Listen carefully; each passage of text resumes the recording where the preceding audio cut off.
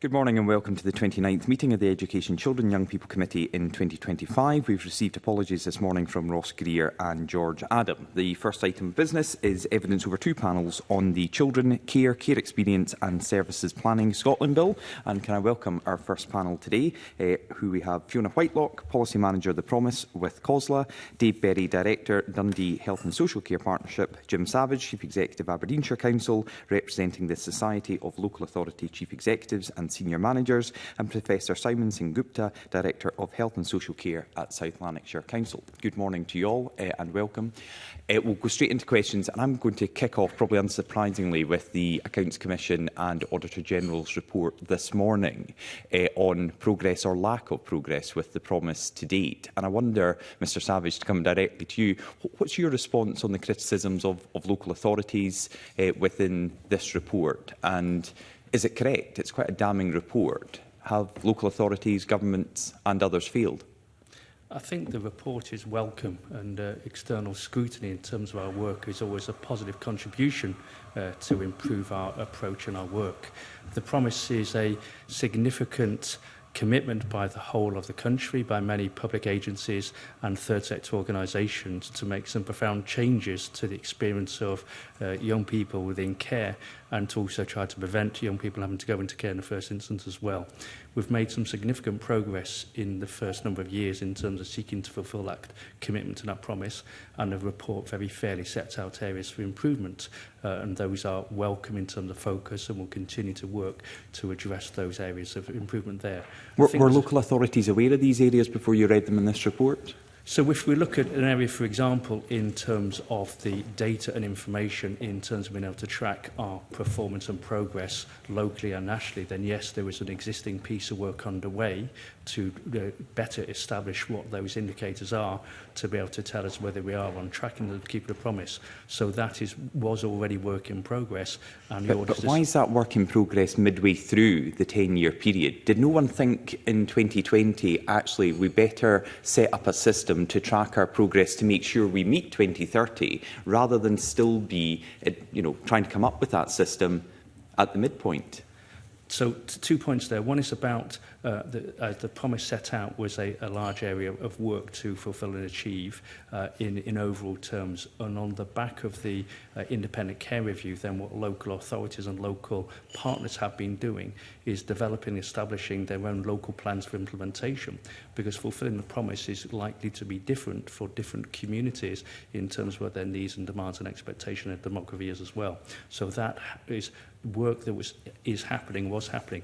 There is a multitude of existing data sets and performance that already exist, many returns that come through to government and other agencies as well, many inspections happen as well, and it's distilling from those what of that information is going to help us tell us after our plans are in place, and which areas of data information do we not collect already that we need to work as well. So it has been an active process. So there was cognizance at the start that we need to develop and establish plans, that we need to make change quite rapidly and quickly, and we need to make sure that we know whether we are making progress or not.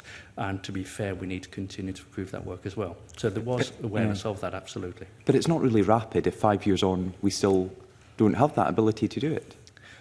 If we look at the situation in each part of the country, then every authority and community will be able to articulate the changes and improvements they have made to improve the lives of care experience young people. We'll be able to talk about where they have reduced the number of young people coming into care from a preventative point of view, and they were able to articulate that. Whether there is then that, I'd say, that perfect plan of this is what we're going to do over a 10-year period with all of the indicators aligned with that one, that is a bigger and a different task to be able to achieve.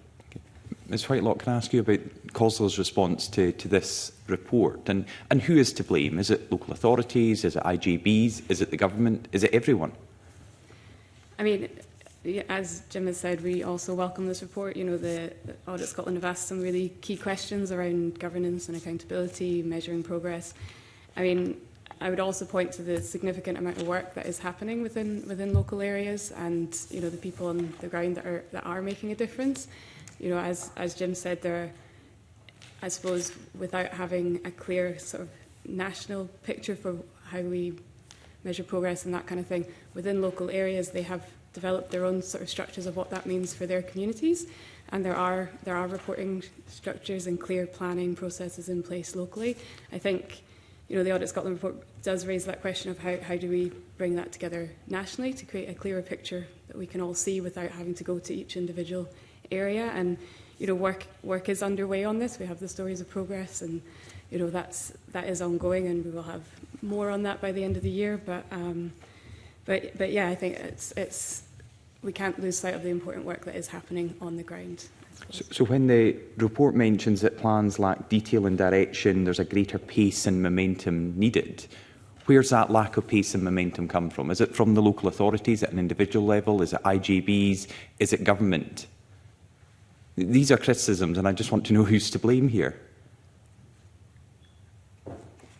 Professor Sengupta. So, good morning, everyone, and thank you very much for the opportunity to comment. So I was struck reading the report coming alongside colleagues that, one, it is incredibly welcomed. The report highlights the fact that everyone is committed to doing better within this area. You will have seen something from the South Lanarkshire submission, though, there are a number of common themes. So your question to my colleague was, were we aware of it? So the report does highlight, one, the challenging policy context. So there's a whole range of policies set out within this area, and indeed a lot of legislation already, and the confusion that can create in terms of how you actually navigate that environment and what the different requirements are. So you'll have seen from the South Lanarkshire submission, we talked about the need to simplify the bureaucracy, so we provide greater clarity about what we're all working towards. You will also note within the Audit Scotland programme, it is very clear about the degree of optimism in terms of the original resources required to move this one forward, again within our submission, and indeed within COSLA and other submissions. It's highlighted the fact that there's been an underestimation of actually what the resources required to deliver on a promise of this extent, and indeed what the workforce requirements are, whether it be directly within the public sector or other parts of the system as a whole. So there are a range of areas that I would suggest that a range of partners have been highlighting are areas where, when you move into this space, that it's not enough to just have good intentions, and certainly there is clear good intentions around the promise, that there's a huge amount of activity, but we need to be much clearer about what are the key deliverables we're working towards, understanding that we can't do everything all at the same time. Again, the Audit Scotland report is very clear about the level of ambition for the early years of the promise, and to some extent that being over-egged, and the need for people to maybe have been more circumspect about what they were trying to achieve and at what pace.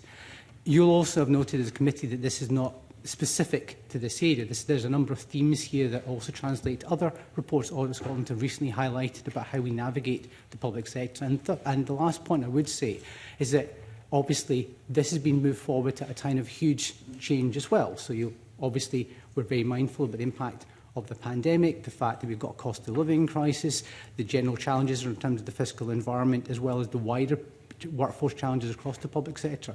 So all of those things together create barriers around the degree of pace we can move forward if we are going to keep to that timescale that's been set out.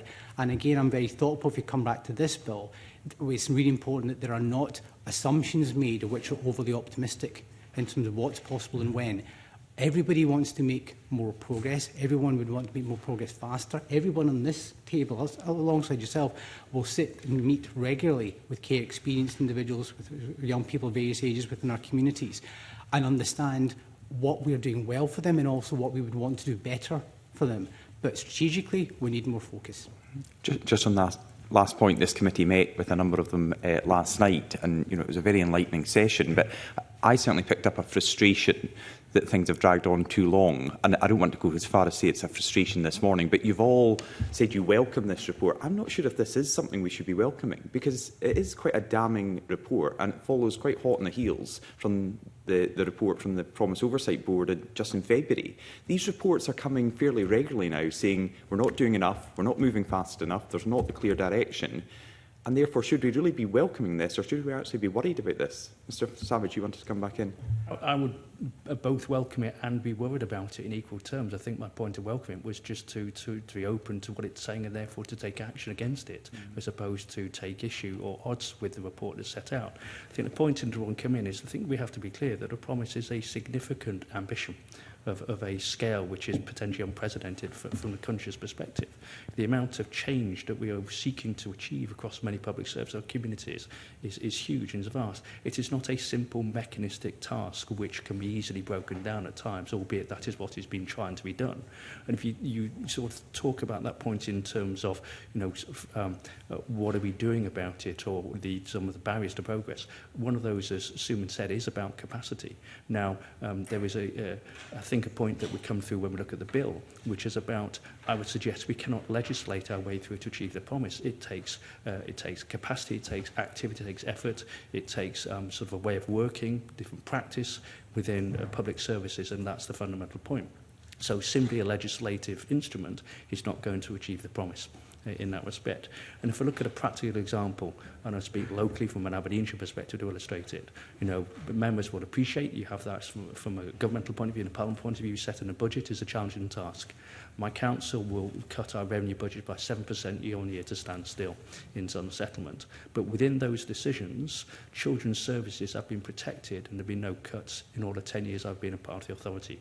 And members have been making that decision to ensure we've got the capacity there and that we can therefore fulfil our responsibilities in terms of children's services, and within that fulfil the ambition aspiration we have in terms of the promise. That doesn't make it easy. But what I don't have sitting here is a perfect forecast to say this is how many more social workers or housing staff or finance staff I need to achieve the promise by 2030, because it is not quite as mechanistic as doing that one. But I think it does come down to that in terms of what's the additional capacity we need as a sector. As a country, we have said we want to fulfil this, then the funding and the resource and money has to follow this as well. And at the moment, that is not always the case. Okay. I'll take in Willie Rennie at this point. You've all expressed kind of caution this morning. I've heard phrases like realism and managing expectations and overly optimistic. We're already behind the curve in terms of meeting the promise by 2030. I don't think anybody said this morning we're going to actually meet the promise by 2030. And we've said that the bill, single bill, won't move it forward towards meeting the promise. So are we saying it's going to be even further behind than we thought? Yeah. If I could come in, I come to the point on the bill there, sort of Mr. Rennie. I think the concern that we have is that the bill, as set out at the moment, could potentially take us backwards rather than forwards in terms of our ability to achieve the promise. What it does is potentially puts greater complexity and a greater state intervention without resources in place, which is going to make the work of our teams harder rather than easier to do and fulfil. And I think, therefore, it puts more risk in terms of being able to achieve the promise. I sit here still with ambition in terms of fulfilling and meeting a promise. I think it's a very subjective point as well, because for each individual young person or family or their carers or member of staff, what meeting a promise means may mean quite different things as well. So it does need a very local articulation and definition of actually what good looks like by 2030 as well. And we won't stop there either. It is not, as I said, a finite task that we fulfil and achieve, and that is it. It is about changing our practice and our approach as a country and as many services that continues on in our respect. So my optimism but pragmatism remains all the way through. And as I said, a concern with the bill is that we cannot legislate a way through to actually achieve that. And I think there are aspects of it which do have, as we put in our submission, some overreach, we think could actually hinder rather than help progress on the promise. Anybody else? Thank you, Mr. Rennie. I would concur strongly with that. This is a commitment that we will make to keep on working around these areas and keep on striving within these areas. But fundamentally, we need the resources and we need a degree of realism, I appreciate the fact you can pull that word out there. To some extent, again, if we try to do too many things, it's strategy 101. If everything's a priority, nothing's a priority, and there's a degree to which we need to focus in those areas where we can make the most progress and be realistic about the resources, including the staff we have available in order to achieve them. Otherwise, we are creating expectation, and that speaks to some of your frustration, I suspect, where we are promising our young people in our care things that we are simply not in a position to consistently deliver. And if I was in their position, I'd be frustrated too. At the same time, again, as adults within this, as corporate parents, we have to be responsible about the resources we set out and make sure we're prioritising appropriately.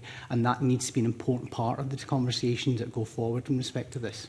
So do you think government should just be frank now that the promise won't be met in the original terms that was set by 2030? Do you think we should just be frank with people rather than keeping on kidding ourselves that we're going to manage it. Because, I mean, it's report after report after report that we're getting. And then we keep on hearing caution, caution, caution, manage realism, all of that. Shouldn't we just be honest with people about that the promise that was made in 2020 won't be met by 2030, as promised? So I think the challenge for all of us, including all of you in this chamber, is that, again, if we want to achieve certain things, that we need to put the resources behind it. We have identified areas, and as colleagues have talked about here, about decluttering the landscape. So there are things we need to do in terms of streamlining bureaucracy. The Audit Scotland report highlights, and indeed, again, Colleagues Commission highlights the degree of reporting that already goes on to multi. So there's a whole range of areas which we could do to make this easier for our staff to work within, for our young people to navigate, for the people who care for them, our communities to help navigate a lot easier. So there are things that we could do to smooth the path for this. And absolutely, there is a need for more resources. So if we are serious about this, we need to put the resources behind it, and we need to make the landscape easier to navigate. But trust is really important. I mean, trust with these young people who don't really trust very many people. And if we just keep on, I mean, even if we came up with all the money that was necessary, you're still talking about how you manage the process in a realistic way with the people that you've got. So even if the money was all there, would you still manage to meet it by 2030? Question. I do not think we're in a situation where we sit and say we're not going to keep the promise. I think we continue with that commitment and that ambition and aspiration. We continue to drive and push, most certainly. I think what we have to have, which the Audit Scotland report does look at, if we think about children's services planning partnerships locally, is a continued greater level of involved engagement with young people and their families and their carers within the development of those plans, a greater focus on the resourcing required to achieve those, and then a greater clarity in terms of what is going to be achieved by 2030 and what will continue on from there as well. As I said before, we don't stop at 2030, we continue on in that respect. And I think there's a very practical point, which is about we shouldn't, I think, confuse the aspiration, ambition, the promise is set out of wanting to achieve a huge amount of progress by then, but it doesn't stop at that point in time. Okay. Mr Berry, is there anything from a Dundee Health and Social Care Partnership that you see in the report that is at odds with what you see on the ground, or does it concur with a lot of what you experience?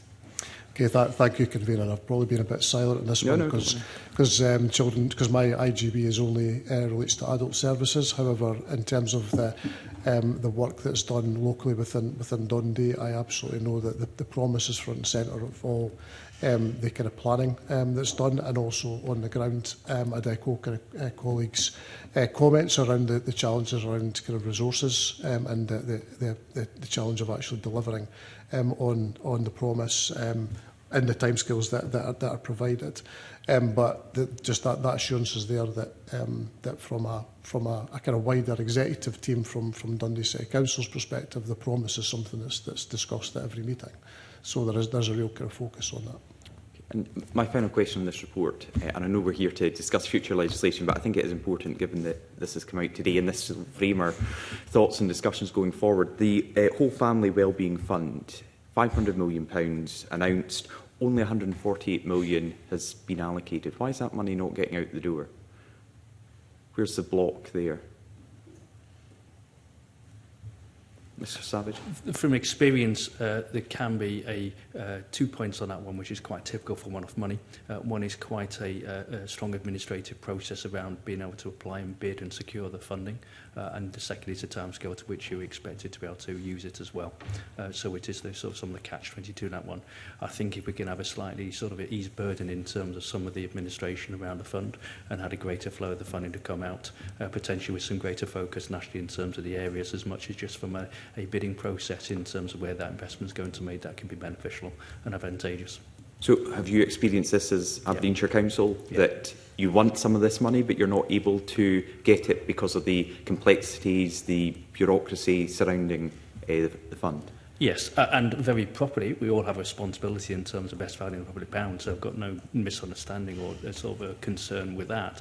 I think it's about the proportionality to which, as ever, with one-off funding, then it's the process one has to go through to be able to secure that, and some of the administration and evaluation of that as well. So we think that could be slightly more proportionate, as I said, maybe with some targeting about where we collectively want to make that investment, rather than just a sort of a bidding process. I think that could be some approaches to consider and explore. So that would be for the government to look at, to react to, and then hopefully come back to local authorities. And local partners as well. I think this is a whole team effort in that respect. But it's the government that hold the purse strings. So if they are to make it a more simplified process, then it would be on them to do that.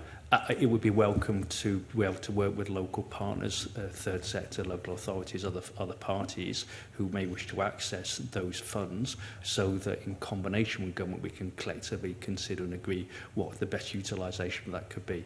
Some of that one-off funding I think is very important to give some additional capacity to make practice and process changes and improvement in terms of practice. If I think about a practical example again within my authority in the use of language in terms of sort of plans for young people, you know, that takes time and effort and work. If we think about family group decision making, that takes additional staff and workers to do. So getting that extra transitional capacity in would be immensely helpful with that funding. Did you hear the Minister on the radio this morning when asked about this point? I didn't. You didn't? No. No, because that's understandable. She was blaming local authorities. She basically said the government's put up this money, but it's not been spent locally. So she was basically telling listeners to Radio Scotland that you're the blockage. Have COSLA fed into the government to say, look, this is too complex, we need to make this a more streamlined approach, because this is important money? I mean, the headline, £500 million, we all welcome that, we all want to see that out, but the fact that only £148 million has been delivered is a worry. So what have COSLA been saying about that?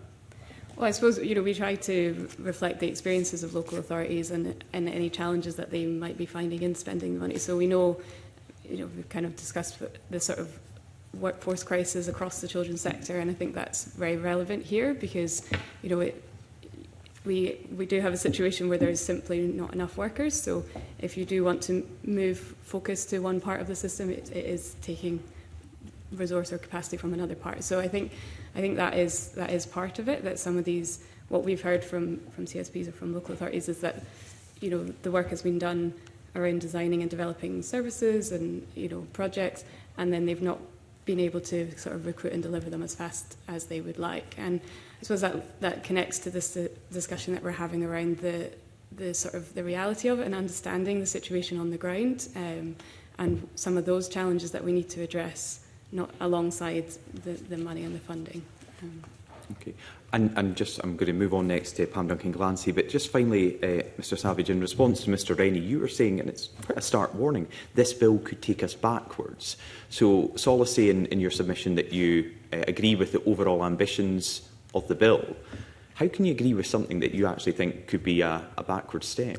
It's the proportionality within the bill. That's our point, clearly. So we're saying there are aspects of the bill which are really welcome. We think about some of the changes in terms of the children's hearing system, think about some of the focus in terms of advocacy, and some area of the focus in terms of sort of a profit within the system. Those are areas we wish to see progress being made on.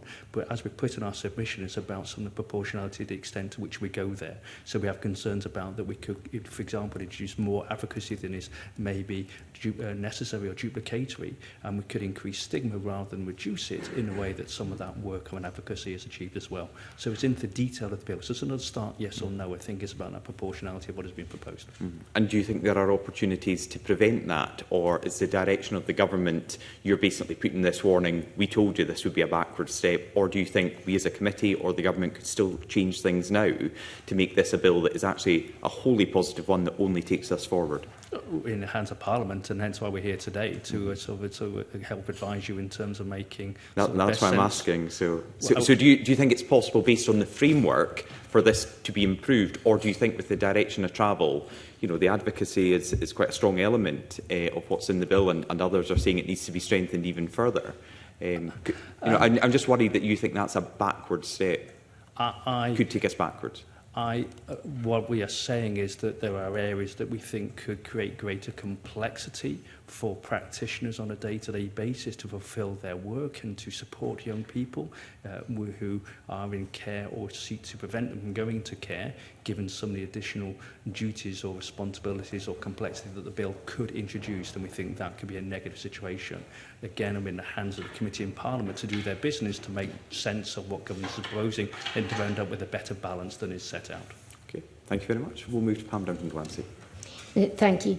Convener, good morning to the panel, and thank you. I've been listening with interest, and if it's okay, I'd like to start with yourself, Mr Savage. You've just said that there are parts of the bill that take us backwards, and some of it that you that you welcome. Specifically, what parts of the bill do you think are going to take you backwards? Which parts do you not agree with? So there are aspects where, in terms of look at through care and aftercare, for example, which we are supported of and have been in terms of wanting to see an improvement and increase in terms of provision, of concern in terms of where we are incentivising people to become part of the system unnecessarily to be able to access those services. So very strong focus in terms of what care experience means or does not mean, and to the extent to which people have provided or sort of been in receipt of support from the state at points in their life, in terms of they have to keep and re-entering that process or system in order for the state to be able to support them, for example. If you think about advocacy as an example, then as I touched on before, it's about the extent to which that is done in an effective way as opposed to in a duplicatory or an overlapping way as well. So which is concerned we could create confusion there by having advocacy at too many different points in a system over something which is streamlined and effective as well.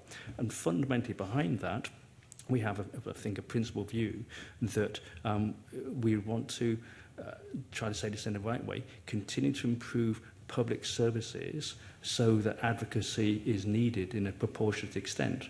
Because otherwise there could be assumption that advocacy is needed there because of a over-complex and bureaucratic system, for example. Surely one should try to prevent that bureaucracy and complexity in the first instance alongside a proportion of advocacy. So it's proportionality, as they point in terms of those two areas. So one of the suggestions in the bill that would kind of take, or that the bill says would take some of the complexity out of the system, is the way in which IJBs are involved in children's planning. And I think we met children and young people last night, care experience children and young people last night. And a lot of what they were talking about was the connectedness of their lives and the fact that they don't live in silos. And I just wonder, do you think, as it stands, the structures and systems that you have in local authorities are able to properly deal with that complexity?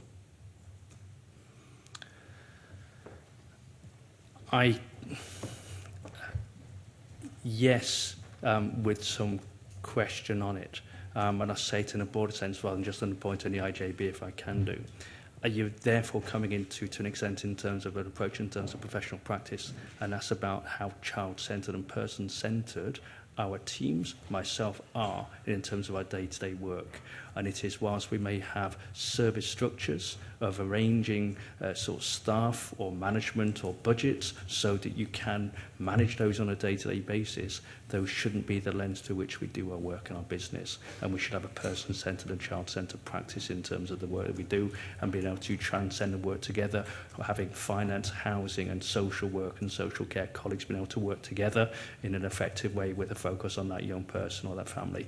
That is the practice and a philosophy we seek to have. Will I sit here and say that it's always perfect and ideal? No, not at all, because you have those institutional layers that you have, but the intention is to always work across those. I think there's a reality. When my organisation is an £850 million organisation, you have to have management and staffing and structures arrangements to be able to actually manage that on a day-to-day basis, but those should not be the framework through which we view and work with young people and their families. I'll bring Dave Berry in a moment, if that's okay, because I saw that you wanted to come in. And I take that point, but the reality is, on the ground, the system isn't joined up. I think there is going to be a huge variety and diversity of different views from young people and families, where some will say it is not joined up and some will say it is joined up. There is a diversity of experience there as well. And I think the point that has been put forward, for example, by the Oversight Board from the Promise and from the Audit Scotland work is that continues to need to be improved, and that's the work that is in hand to continue to make that progress as well. Okay. Dave Berry. Okay, no, thanks for the question there. I think from my perspective, as I said, children and families is not something that's currently within our remit. So we've got a situation across the country where around 50% of IGBs have responsibility for children's services and 50% don't. So we are kind of starting at a kind of position of, you know, a kind of variance across the country in terms of that particular focus. And I think And on the face of it, the kind of bill as it is set out just now does give that opportunity to provide that kind of whole system integrated kind of family support excuse me, for in relation to strategic planning of health and social care for all of the families. So, and it does kind of give that opportunity to connect local priorities across both children and families and adult services. I think where we get into the challenge around how this is set out at the moment is where it comes to what resources are then brought to the table. So from a children's planning perspective, so if I'm sitting at an IGB that doesn't have delegated children's services delegated, I have no resources to bring to the table. So there's a question on how I am able to direct through the IGB that kind of focus on a children and families excuse me, lens without actually bringing any resource to the table itself. So I think there are certainly kind of opportunities within there, but I think it goes back to how Jim was describing it in terms of the kind of how things are actually operating on the ground. That will be the kind of the key focus on delivering in that way. So do you think then the fact that there's been an identified about 497 million shortfall in IGB budgets across Scotland, do you think that's what's affecting what's happening on the ground? As I say, so in terms of that 497 million, there will be some of that relation to directly to children and families. I think if you're to then take the IGBs, sorry, the local authorities where children and families isn't delegated and look at the cost pressures within those systems, that 497 million would kind of move quite substantially up the way. So there is that kind of that resource challenge that we've talked about already this morning. That's going to cut across any of the priorities that we're trying to look at. So do you think the proposal's workable within that backdrop then? I think there are elements within there that could be taken forward to make things kind of more positive in terms of the steps. I think there are opportunities to kind of then to join up our kind of strategies better. So I think one of the kind of key opportunities that bringing children and families planning into all IGBs would be things like how we would embed Scottish Government's kind of frameworks around population health, health and social care renewal, so kind of looking at across whole system, and even some of the other recent strategies around national palliative care strategy. These are all kind of from kind of cut across all age groups. So there is the opportunity to have that framework there, but it's about what sits beneath that that's the most important. Okay, thank you. Professor Sengupta. Thank you. So I'm here primarily as in my capacity as Director of Social Care for the South Lanarkshire Council, where I've got the responsibilities effectively of being Director of Social Work for Children and Justice Services. As some of you know, I'm also the Chief Officer for South Lanarkshire Integration Joint Board, where we have Children's Health Services delegated to us, but not the social work responsibility. So I'll switch hats for a second, if you could indulge me in that respect. Picking up on Dave's point, I think we should distinguish the need for operational joined upness in respect to this, how things feel on the ground, as you quite rightly highlighted, from the strategic commissioning and planning perspective in this relation to that. And as my colleague Jim's highlighted, I think we all need to recognise that there are great examples, and there are examples that we would all want to do better across our system. You, like me, will hear from those individuals who we could do better with in our frustrations, but you will also hear from many people who the system is much, much better than it has been in times in the past, and we need to make sure we have the resources and the wherewithal to scale up that activity. Absolutely, in terms of what we can do at a local level or at an operational, a big element of that is about having enough space and time to do the work. So again, I will come back to, it's a very cluttered landscape, and what we ask of a whole range of staff now to work differently while also doing a whole range of reporting, a myriad of different policy procedures, and working within a very challenging financial environment and indeed workforce environment.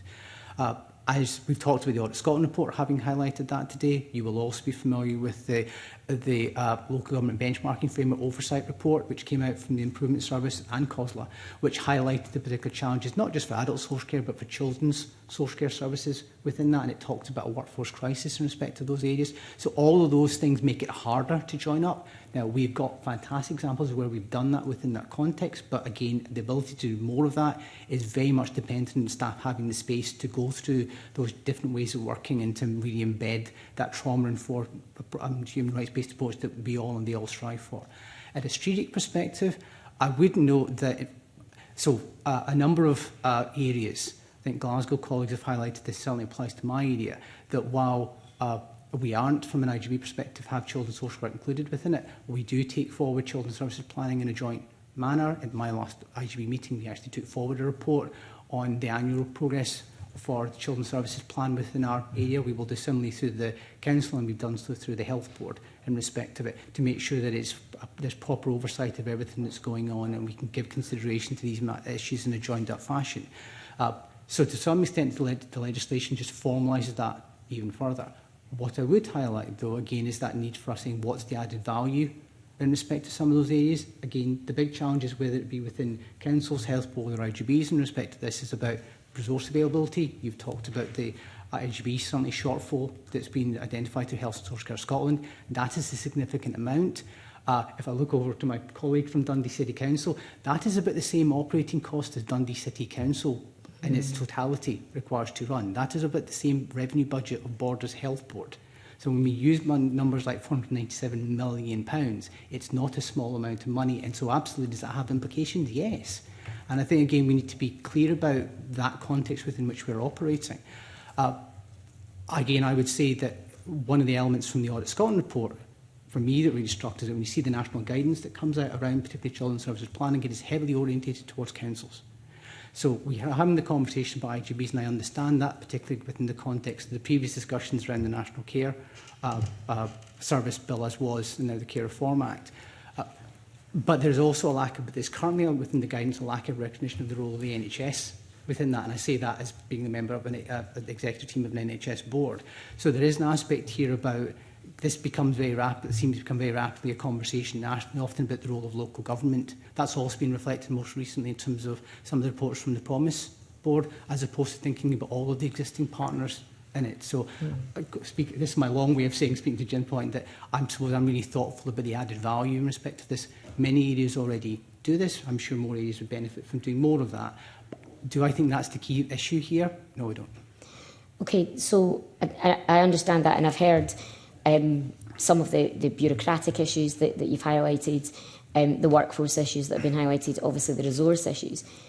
But ultimately, the report today and the stories we've heard from young people and from staff on the front line, planning isn't what it needs to be in order to give the young person that joined-up, person-centred approach.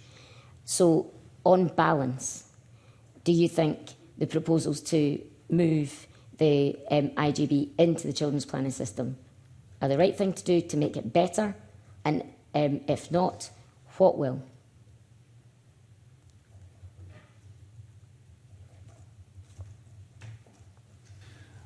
Yeah, as I say, I think that there are some positives and kind of drawbacks of from an IGB perspective around this.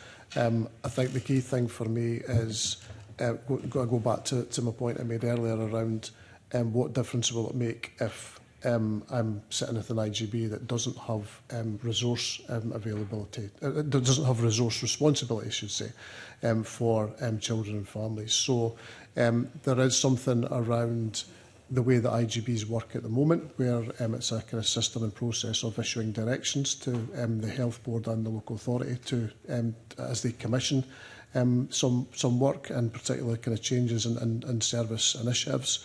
If that is not available to me as a chief officer to do, then it makes the planning part of it not quite meaningless, but in terms of the delivery of the plan, from my perspective, becomes kind of almost impossible in that way.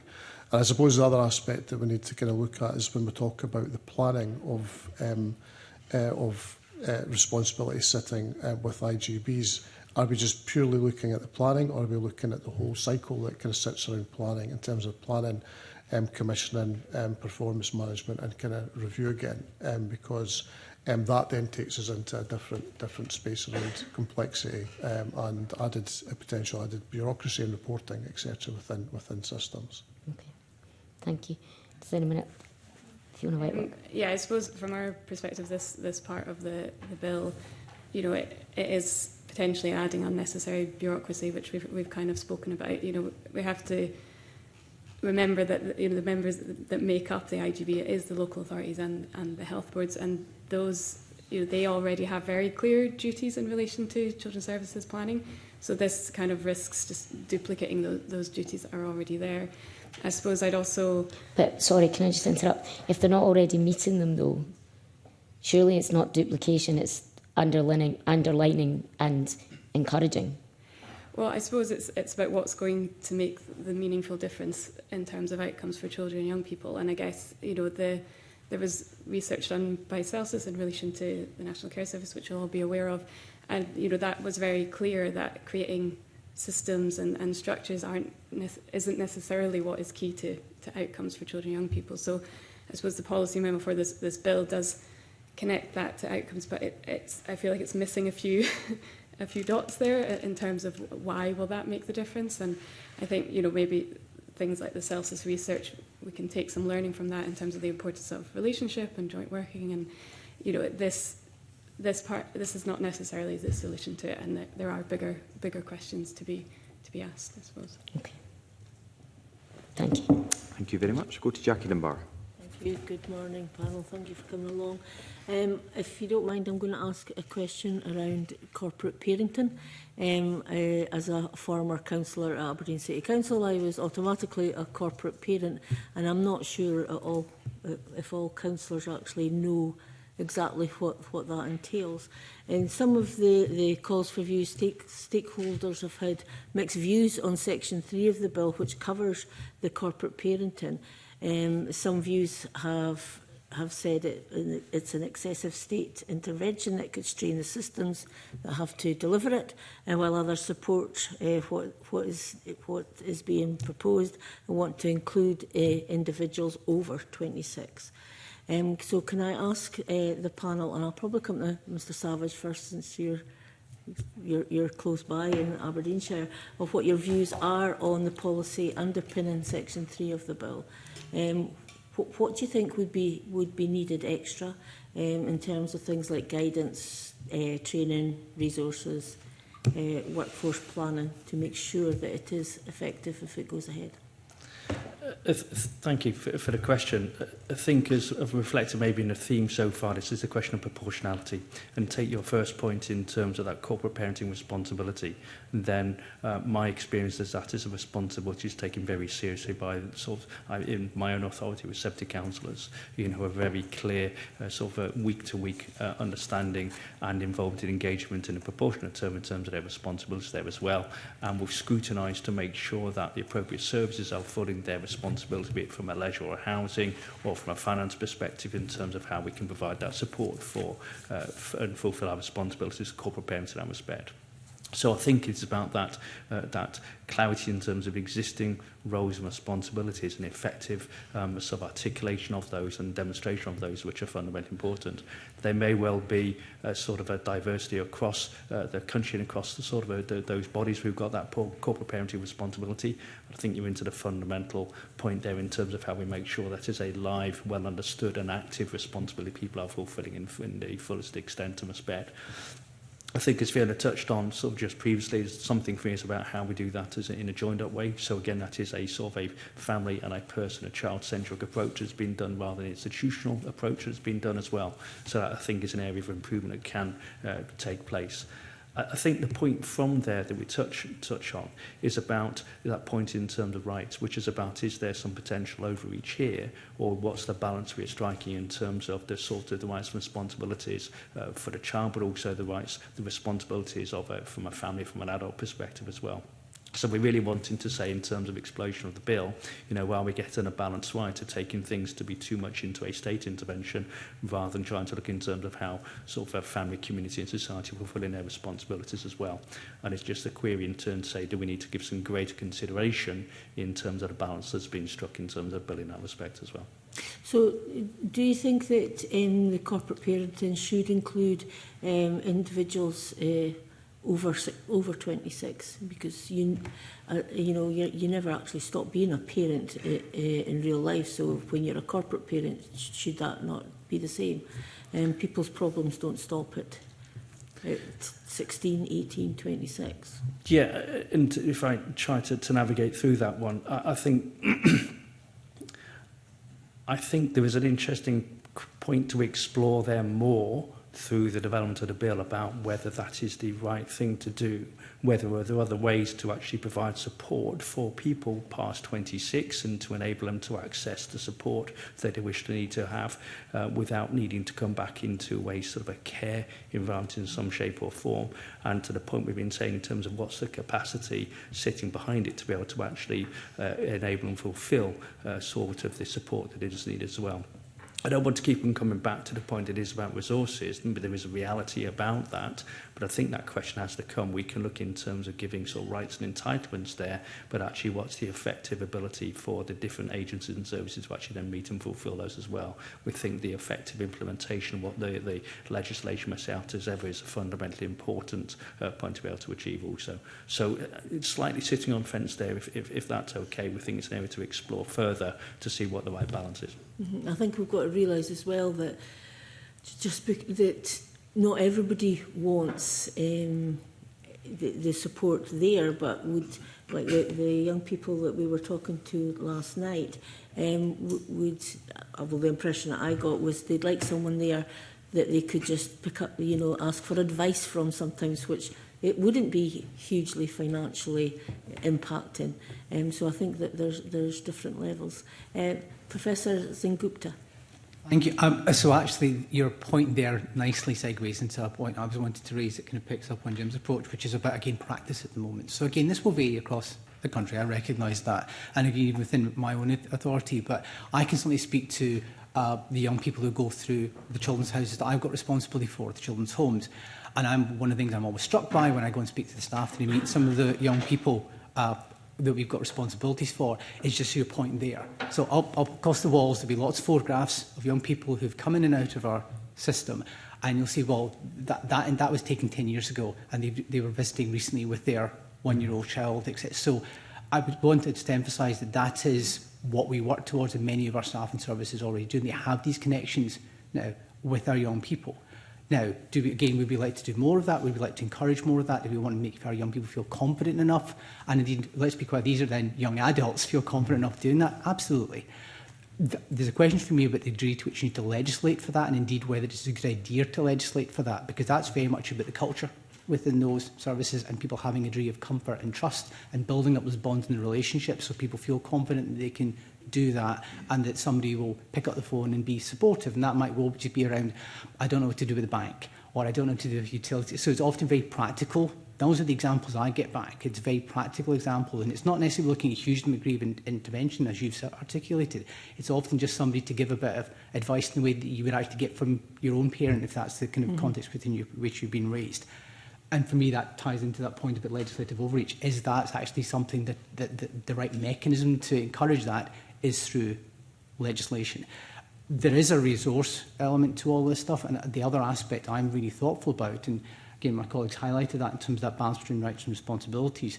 Another way of framing that then is about a balance between entitlements and how we support autonomy or independence young people as they move through the system, and so actually how we get that proportionality and that balance appropriate within the system. Because fundamentally, as good parents, what we want to do is have young people who are able to stand on their own 2 feet at the earliest opportunity, who know that their support's around them, they're part of a wider community, but they don't need the state to be swaddling clothes around them all of the time. And how do we make sure that we get that right balance in terms of how we are doing right for our young people through the system? And if the support was there from them, I know you said that resources is going to be a problem, but could it be that if the resource was there, that it could actually save in the long term, because the support is given when needed and not when it's at crisis point?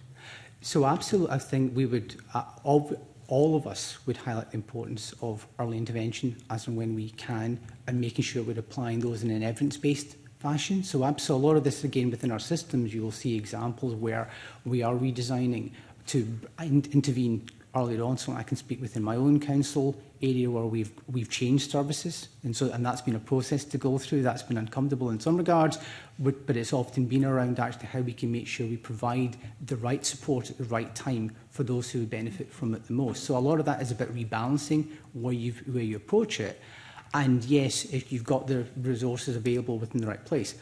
At the same time, though, we need to appreciate that we are dealing with the demands that we've got currently as well. So even if you're wanting to move towards a situation where you would do that, and I certainly would, you need to have sufficient finance in place and resourcing staff in place in the short to medium term to effectively bridge that. And so again, that's another area of challenge, and we've talked about some of the challenges that creates in practice already this morning. Okay, thank you. Ms Whitlock, do you have anything to add?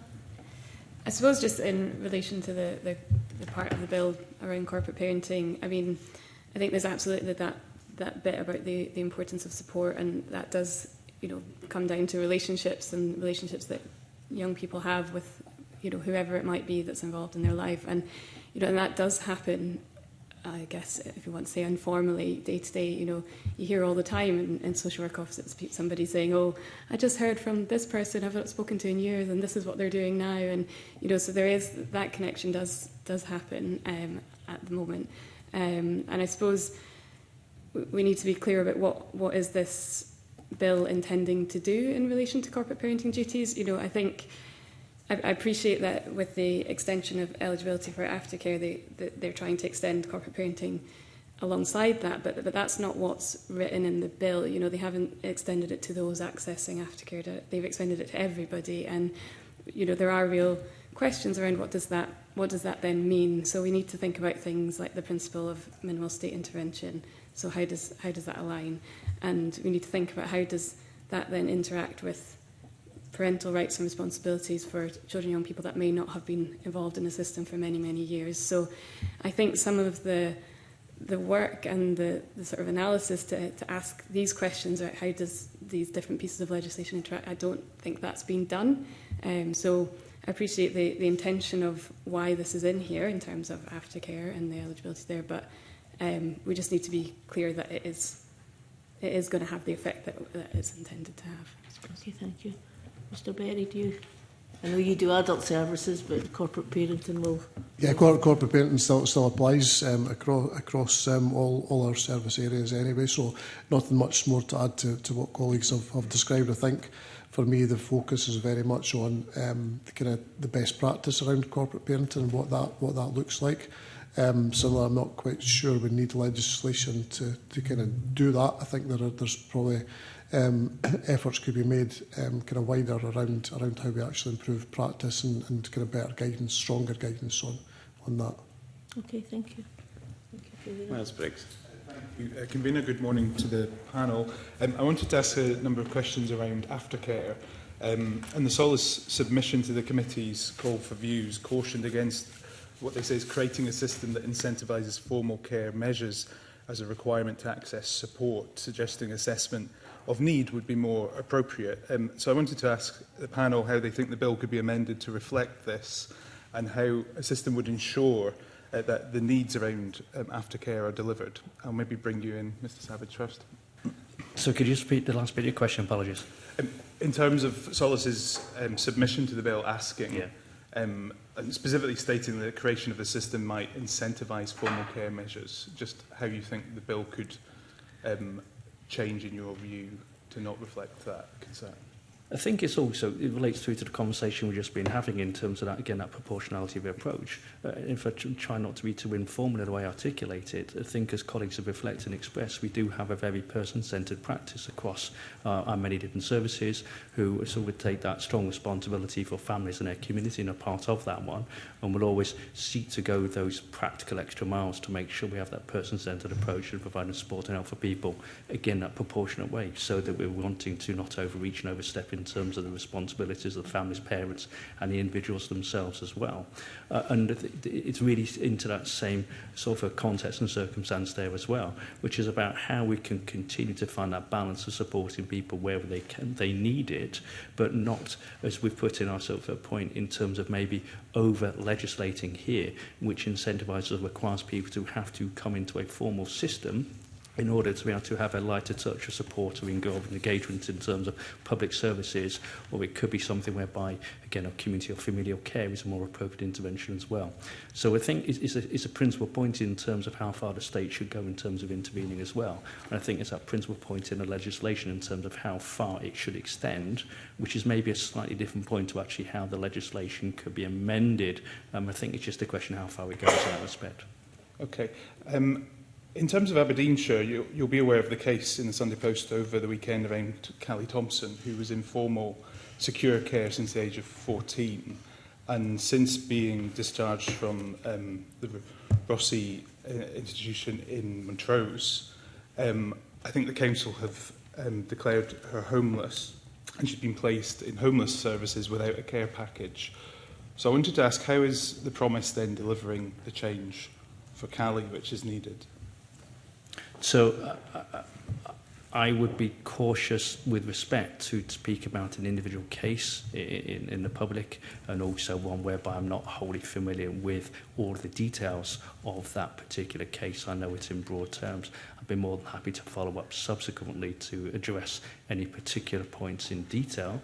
As ever, I think in principle there is always sometimes more than is reported in the public domain to the cases one deals with, and members will be familiar from your experience in terms of constituency and casework, that being the context and circumstance as well.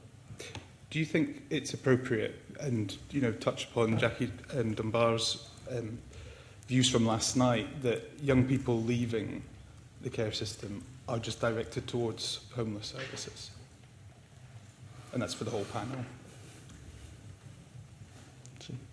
So I'm happy to pick that question up because it's a very timely one, not least given the challenges we have around housing across the country. So again, I would encourage the committee, as I'm sure you do, to think about how this kind of ties into the wider picture and challenges. Something within my own authority area, we've taken steps to have a separate pathway for care experienced individuals leaving certainly our formal system, so that they don't go into the homelessness route. That actually myself and the Director of Housing and Resources within our council work very closely alongside other colleagues to provide alternatives in respect of that, some of which is about trying to avoid any stigmatisation within it, but also to recognise the quite specific other challenges in respect of that. What I would highlight, though, that the other reason is important is that allows us to take a more tailored approach for those individuals, because relatively speaking, in terms of the numbers, if we look at what we have to deal with in terms of the homelessness challenge period at the moment, compared to what we need to do in terms of providing appropriate support for care experienced children or young people, directly leaving their system, the numbers are very, very different. So something within my thought, we have scope, albeit it's taken a lot of work to identify a separate route for us. Because we don't want those individuals to get lost within the homelessness system, as can happen in some instances, despite the best efforts of all involved. But we also have to recognise that to some extent there's a bigger problem here, which is a bit of the availability of housing and social housing within our system. So to some extent, the route into the system, we want to be, from my South Lanarkshire Council perspective, we want to be quite distinct, and that's what the approach that we've developed over recent years. But that doesn't mean that there are more houses available. And actually the fundamental issue here is of actually dealing with the housing emergency we've got in this country. Yeah.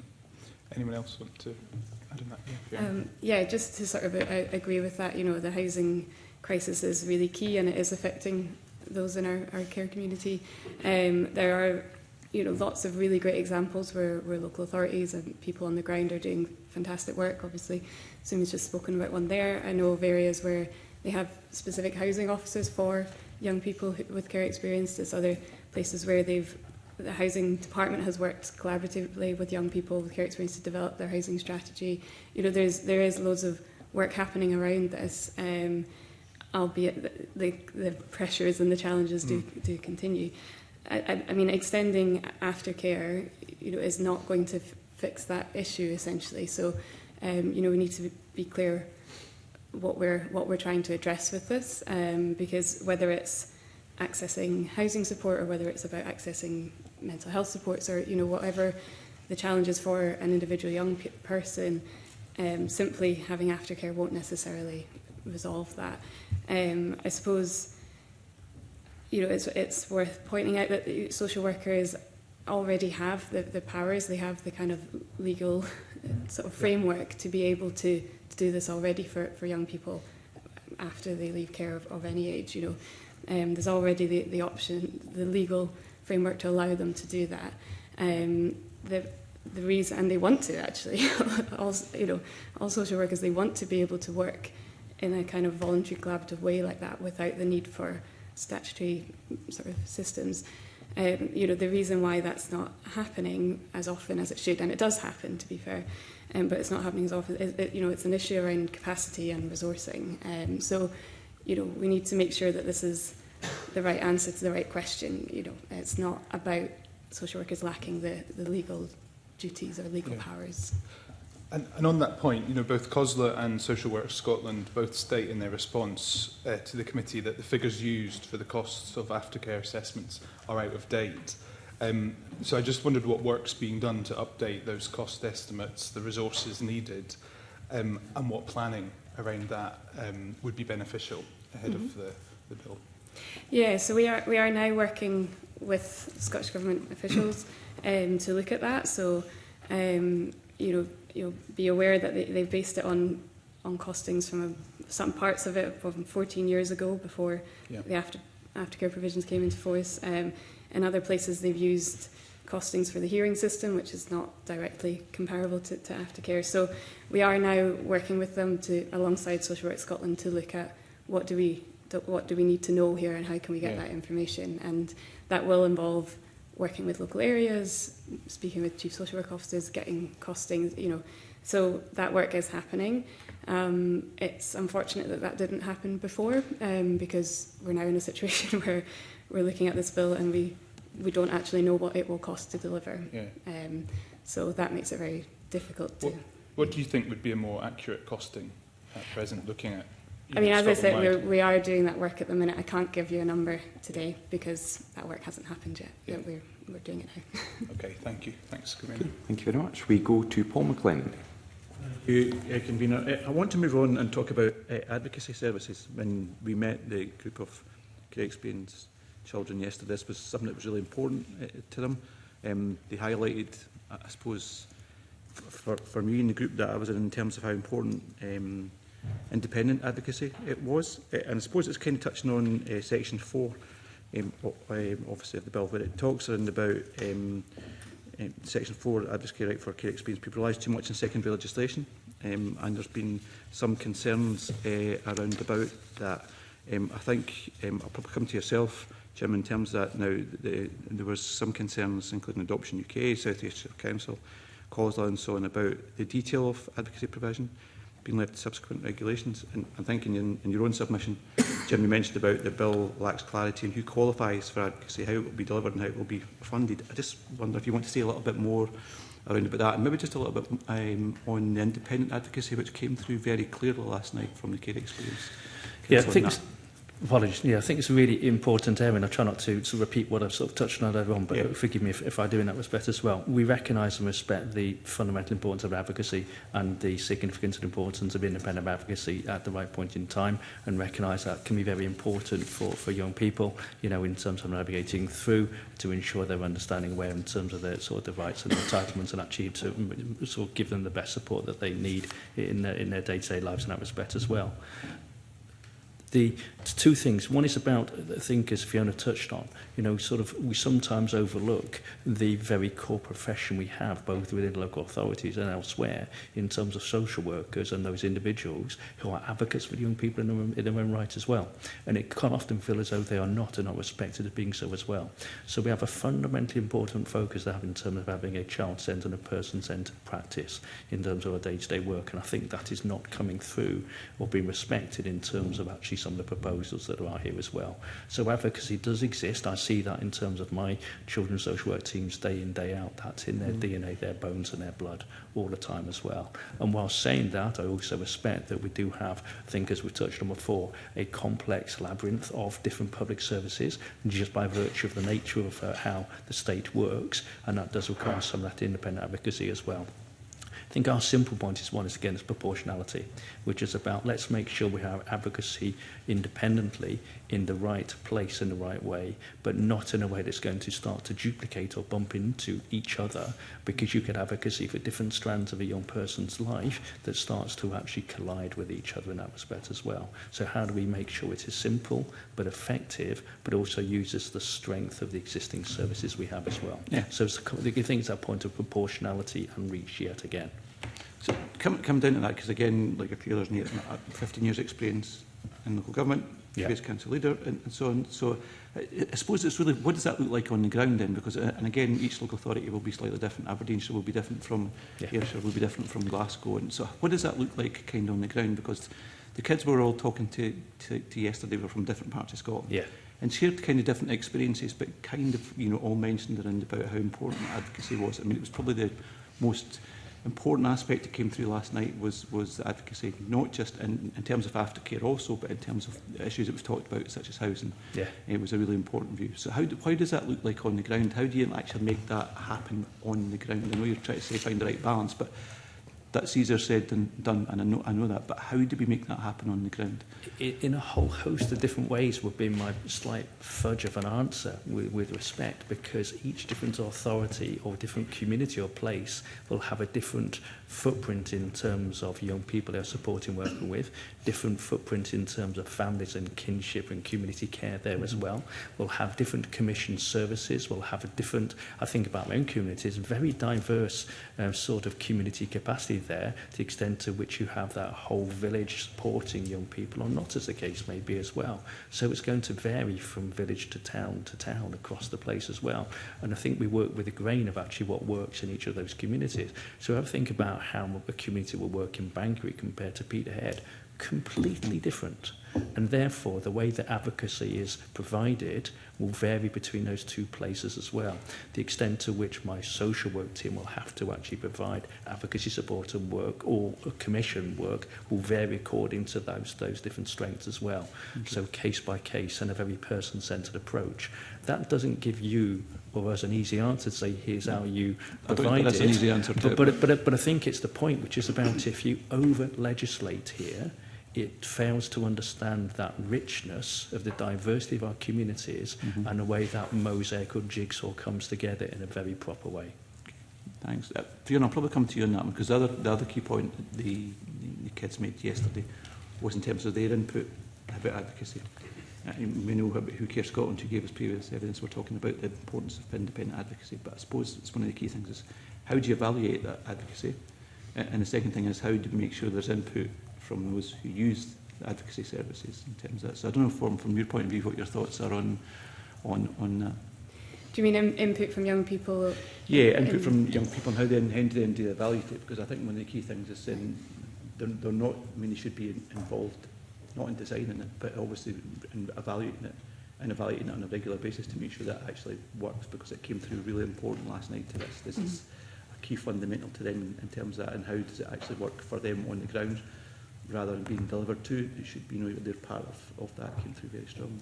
Yeah, I mean, in almost all areas, advocacy providers are commissioned by local authorities in the majority of cases, and what we're seeing is lots of great examples of how they are incorporating voice and lived experience into these kinds of commissioning processes, and that involves evaluating services as well. So, we've seen lived experience panels being involved in deciding where funding goes to different providers, and sort of reviewing the data that they are returning in terms of what their services are doing. So, I mean, that's one example of where voice is being incorporated. I suppose, local authorities across Scotland have a huge amount of sort of knowledge around voices and experiences of young persons, whether it's received formally through I don't know, whatever formal process in a looked after review meeting, for example, or whether it's a social worker sitting in the car with a young person. They're constantly gathering those voices about what's important to them, and local authorities are doing a huge amount of work to improve processes for gathering and evidencing that, and not just using it with that individual young person, but how do we use that voice to improve service design, improvement work, that kind of thing. So I've probably slightly veered off from your question, but I guess in relation to advocacy, I get there's some, and the importance of it, absolutely, we understand that. I think there are points around making sure that it's not just a case of, we have advocacy, so it doesn't matter if the services fall apart in the front. We have to make sure that they are rights-based from the beginning, and that we're investing in that, and that we're focusing in, in all these different places. And it's about giving young people choices of how their voice is heard. And for some, that might be advocacy. For others, it might be other processes. It's about what's right for the individual. And I think what's lacking here is a kind of clear model of what is this going to look like, because at the minute a young person can have advocacy for their children's hearing, they can have advocacy for their mental health tribunal, they can have advocacy in their education appeal, and we don't want a situation where somebody's has 3 or 4 different advocacy workers. So, just on that point, because I think some of the feedback was on about the balance between flexibility and the clarity, and again it maybe touches on Jim's point as well around about each area is different, even within Aberdeenshire. You mentioned Bankery and Peterhead. So is it right to have that flexibility that's still there in terms instead of the clarity? Because again, it depends where that kind of balance is. So again, is that a bad thing, having more flexibility within that? No, I don't think it's a bad thing at all. Local areas need to be able to create plans and deliver services that are right for their communities, and that does look different in different areas of Scotland. I'm stating the obvious, but advocacy provision in somewhere like Aberdeenshire or the Highlands or the Islands looks very different to City Centre Glasgow. So there does need to be flexibility there. I suppose what we need to be clear about is if we are extending that to a much wider population, what's that going to look like? Is it going to be local authorities commissioning additional services? In which case, we have to be clear that our current contract, the current budgets that we have for that are not sufficient to extend it to a wider group. More resources will be required, Or is it about developing a national model, something similar to the hearing system, in which case that looks very different in terms of funding process, that kind of thing. So that's the bit where it's not clear, and that's why when it comes to how we're going to deliver this legislation, that work should have been done. Should we be leaving some of these really key questions to secondary legislation? I'm not sure. Good point, Professor Sangupta. And Mr. Baird, I don't know if you want to add anything on that from the Health and Social Care Partnership. Thank you. So again, just to reiterate the point everyone said about the importance of formal advocacy being in place there, and it would have been trusted and credible, and also your point in being well made in terms of the feedback you've had from the individual spoke to yesterday in terms of how we can get better at making sure that lived experience and voices inform decisions that are being undertaken. Wholeheartedly agree with that. As colleagues have highlighted, that one of the elements that we could be strengthened through the bill, and this is maybe more of an underlying principle.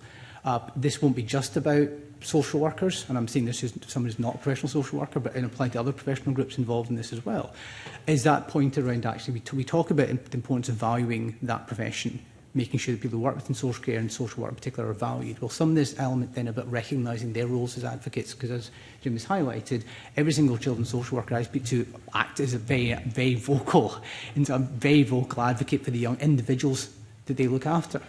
That's not to say that the individual who look after young people necessarily like what the social worker is saying all the time, because that's not what parenting and professional social work and everything else is about. It's about looking after the best interests around that. But they absolutely advocate all the time with a small a.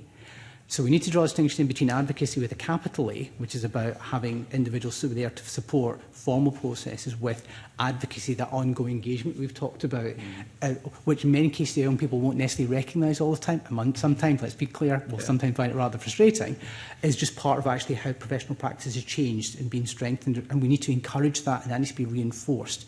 Because sometimes it can come across that, well, the reason you need capital A advocacy is because somehow the professionals are failing in that regard, and that's not the case. And I would certainly challenge any kind of an argument to that effect. Again, we need good independent advocacy for the core processes, but that needs to be going alongside an understanding of what professional practice is. And again, there's been a theme here. I'm not sure that legislation is the best way to encourage that, but legislation should certainly respect that. Secondly, I think we should be clear about why there can be frustrations around having advocacy. So that will have to do with, as colleagues have highlighted, the complexity of the system. So I would suggest job number one should be try to reduce the complexity of the system rather than putting more advocacy into the system if you've got the choice of the resources. Secondly, because people will often be, young people, frustrated about being able to access or how quickly they can access support. So again, I would suggest that the principal issue to address then is making sure there's sufficient resources in the system to deal with the need, rather than, again, putting in, orientating more resources into advocacy, as important as advocacy is. Again, that point, we should be clear about what problem we are trying to sort here. And actually, if the frustrations are around the multitude of processes that we have to work through, clarifying that's helpful. And in fairness to the bill, some of the changes around the heating system, for example, do address some of those points, and those are to be commended. We need more like that. And similarly, in terms of the resources, if we don't have the resources there, that's where the frustration comes from in that regard. Okay, thanks. Mr. Berry, anything to add on that? Yeah, just to kind of add to that point, I mean, I think for me, working in an adult services perspective, there is that concern around that ongoing kind of independent advocacy, in particular resource requirement at the moment. The services that we commission to provide that rely on that sort of turnover, kind of people coming in and going out of the system. And if you add that kind of additional kind of caseload, if you like, coming through, back to the kind of question we've kind of, the kind of point we've made throughout this discussion, is back to the resource and how you can adequately resource that going forward. So that's probably kind of the main focus for me. Okay, thank you very much. Just moving on to and I want to touch a little bit more about care experience. Section 5 and 6 of the bill talks about guidance for public authorities and organisations in relation to care experience. Now, some of the respondents in call for views were supportive of proposals for guidance, but there were issues concerned around about that it didn't include a universal definition, instead leaving this to secondary legislation. I don't know if anybody's got any points of view on that. I'll probably come to yourself. Maybe first of all, Mr Berry, just to yourself on that point of view, just on the definition of care experience. I don't know if you want to come in on that one, and I'll open it up to everybody else. Yeah, thanks for that. No, I think you know, I kind of probably echo some of the kind of comments made around that, and the submissions around being absolutely kind of clear in terms of what that is, because it can be quite a wide kind of scope if we don't kind of get that right. So I think there needs to be kind of much more of a kind of narrow focus on that. Okay. Do anybody else wants to come in on that particular one? Yeah, Fiona. Yeah, we would agree with the concerns about leaving a lot of this to secondary legislation. It's, you know, that I've said that for other parts of the bill. It is a recurring theme. The amount being left for consideration at a later point. I think there's also the point around how does this definition, or how will this definition interact with eligibility for supports and services. So, you know, for local authorities, that is a bit of a worry, because, you know, it's not about, obviously we want people to be able to access the supports that they need, but that will have implications for capacity, resources, yeah. And, you know, that's, you know, at the minute they're saying statutory definitions will remain as they are, in which case there's questions on what's the purpose of this then, you know. So I suppose there's just a curiosity as to what's coming down the line in terms of this, and I need to be clearer at this point in time. Jim, President Gupta, I don't know if you want to add anything on that briefly? Or? So I'm happy, from a South Lanarkshire Council perspective, we've looked at this. So again, we recognise that the benefits of a universal definition in respect to that, but we'd echo the concerns around what the implications of that can be, given the fact that we don't have any further detail that's required and really should have been available before you're faced with scrutinising the bill at this stage. Our view, though, is that the definition within the Children Scotland Act of 1995 and the existing statutory guidance in terms of looked after children and adoption children with respect to that Act of 2007 is sufficient here.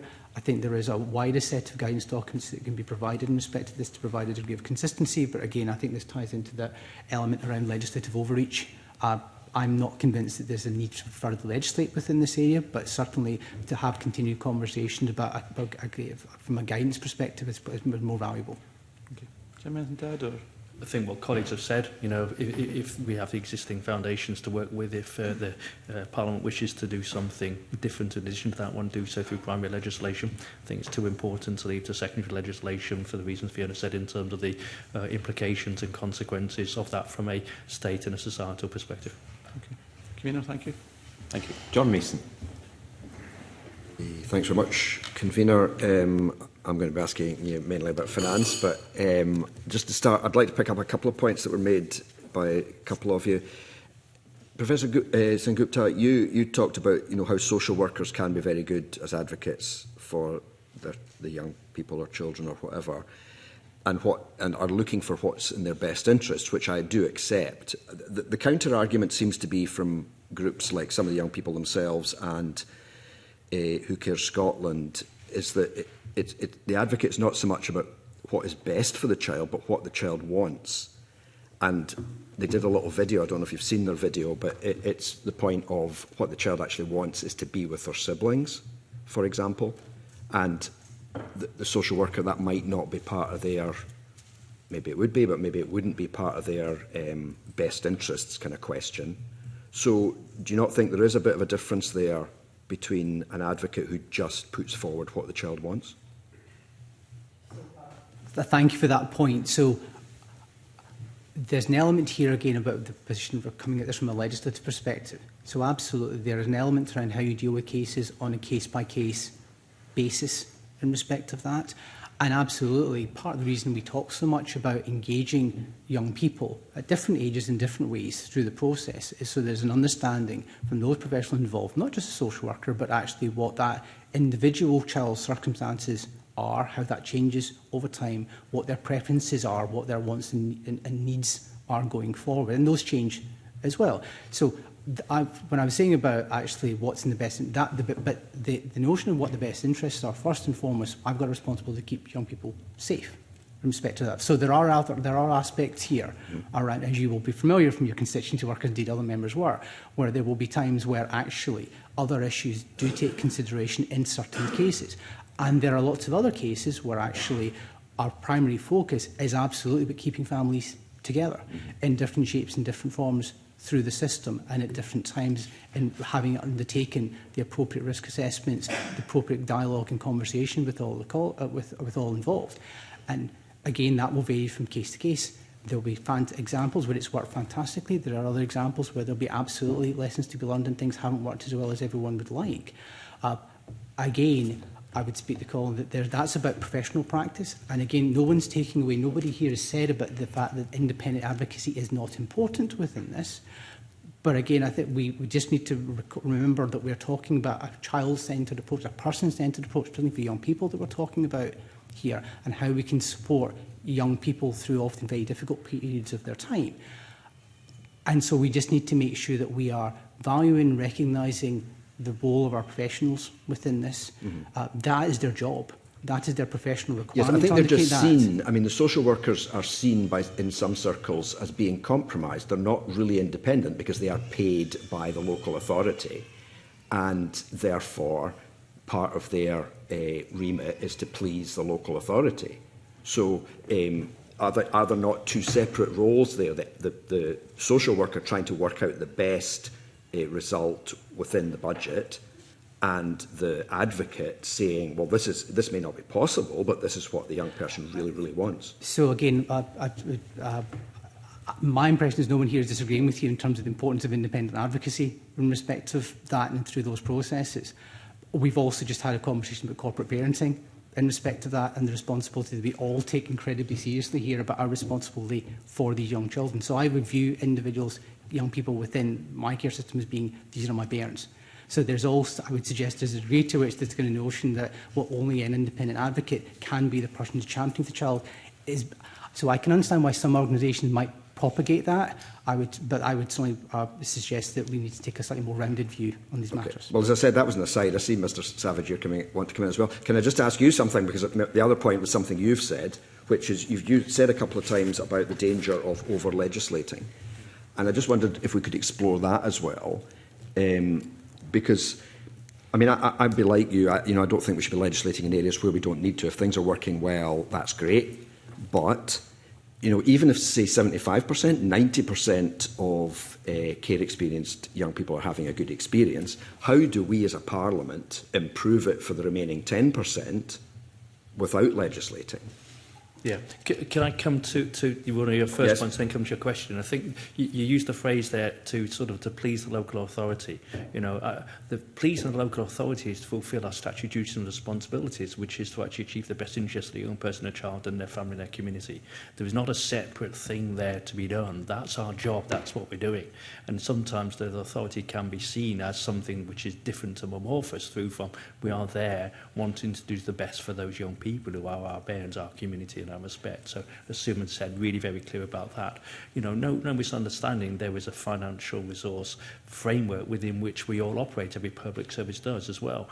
But I see and speak with my social work teams sort of week in, week out, and they sort of juggle that balance all the time. They listen to the young person. They think about our duties and responsibilities. They think about resource constraints, and in a rounded way, they say, what's the best thing we can achieve that's the right for this person?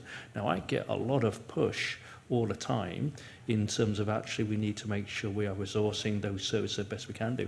And as I said before, in my own example, my council has not cut children's services in the 10 years I've been there, whereas we have cut our revenue budget 7% year on year, otherwise a standstill.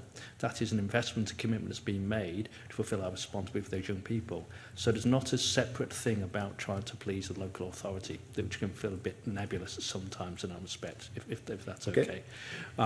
In terms of your question on legislation, maybe I'll come back to the point of advocacy to use as the example. As we've said, we can see the importance of advocacy in the right point in time. As Suman said, going through some of those significant sort of processes for a young person can be challenging for them, and they need that support there as well. I think it's about the proportionality. Now, do we need to legislate to set up a universal advocacy provisional service, which could be overreach in terms of what the need and expectation is? How do we build on the strength of advocacy we have already from our professional practice and enhance and add to that where we need to? I think for your question, and sort of a government and parliament have done this, to look at children's services planning partnerships and their plans to say how well founded and grounded are they, and you could ask a question within there, for example, to say what is the provision of independent advocacy services and how effective and workable is that in that respect as well. You've got existing abilities and mechanisms to use without the need to legislate to go and scrutinise them, to prod and say, in that space, in that place, do we have the right balance of provision? You can listen to the voice of young people through there as well. And if there's a desire or need to actually to enhance or change or amend it, then that can be developed with different professional practice or commission of additional services that may not require legislation to do so as well. Fair enough, I get that. Thanks. Right, to move on what I'm meant to be asking about, before the convener gives me a row. On the financial side, you said quite a lot on behalf of COSLA, Ms Whitelock, about profits for residential care providers, and I think also the whole question of whether fostering agencies should be charities or not. So, first of all, is there a problem with profit with residential providers? I mean, are some of them making profit? Yes. Or are they making too much profit? Or I mean, I think I don't have figures on how much profit. Does anyone have these figures? Or are we in the dark? Well, I mean, again, this comes back, and I've said this before about the work that could have or should have happened prior to this, this bill being published, and I think that is key to this. Is do we have a clear picture of what does the profit-making part of this sector look like? And I don't think we do have a clear picture of that, because there's obviously work happening now to establish it, but that doesn't help us in terms of this. I think other sort of people that have come to give evidence have distinguished between profit and profiteering. I think that is key to this. I suppose obviously local authorities provide residential and we don't make profits. That's obviously not how that works. So for us, it's more about the impact of what these changes might mean for our children and young people. So in terms of providers exiting the market, what that might mean, or increased costs associated to I don't know, additional sort of regulatory requirements, or you know, however that might look. That those are our primary concerns. So can I take you on that one, the exiting the market? So okay, just clarify. So the fear is that if we regulate it more, or require them not to make a profit, or at least not distribute a profit, or something like that, then some of these providers are just going to walk away, and then we'll have a problem, lack of provision. Is that the concern? That could happen. They could choose that if they're not able to make profit, that they don't want to do that, so they could close. There's other possible scenarios where, for example, providers in Scotland might choose to only take young people from England or Wales at cross-border placements where they are still able to make a profit. Or if we think about the kind of wider sector, you know, there's other similar residential provisions across health and social care, housing, homelessness, where they would still be able to make a profit. So we could see providers sort of shift their business elsewhere. Yes. I mean, I'll come back to you, Mr. Berry. One of the young people, or two of the young people actually last night, because we discussed this point in the group that I was in, you know, I think they were kind of accepting that if the profit was reinvested in, say, making the building better or that kind of thing, they were kind of okay with that. Mm-hmm. But you also make the point about there are currently required to be non-profit organisations, and yet issues related to profit remain. I just wondered if you could explain what that means. One of the young people, for example, said, well, the chief executive of our charity runs a very fancy car. Is that the kind of thing that maybe, you know, profit, even though they're not making a profit, they're maybe not spending the money in the right way? Yeah, I mean, I think in relation to that point, I think it was around foster care providers, and the idea that in some of these situations there are sort of parent or sister companies, and money is getting moved elsewhere, and there's still strong connections to profit being made elsewhere, regardless of that particular organisation's status as a non-profit. There are connections to profit-making organisations. Right. Okay, Mr. Berry, you wanted to come in. Yeah, thank you. It was just to kind of pick up on that point around kind of the profits themselves. So I think from working across kind of sectors across adult care as well, there are different ways in which profit actually kind of manifests itself within an organisation. So, do you have a clear definition of profit? Well, that was one of the things I was going to say. So I think we need to be very kind of clear in terms of what we mean, because that can also manifest itself in things like kind of provider return. There are things like kind of what you might call sort of more hidden kind of profits, which are things like management fees, admin fees, excessive, and that are kind of potentially in excess of what you would normally can expect to see. I think there is a need for there to be some level of return, but obviously, as you've stated, it needs to be kind of then what's the kind of reinvestment back into improvement of services around that.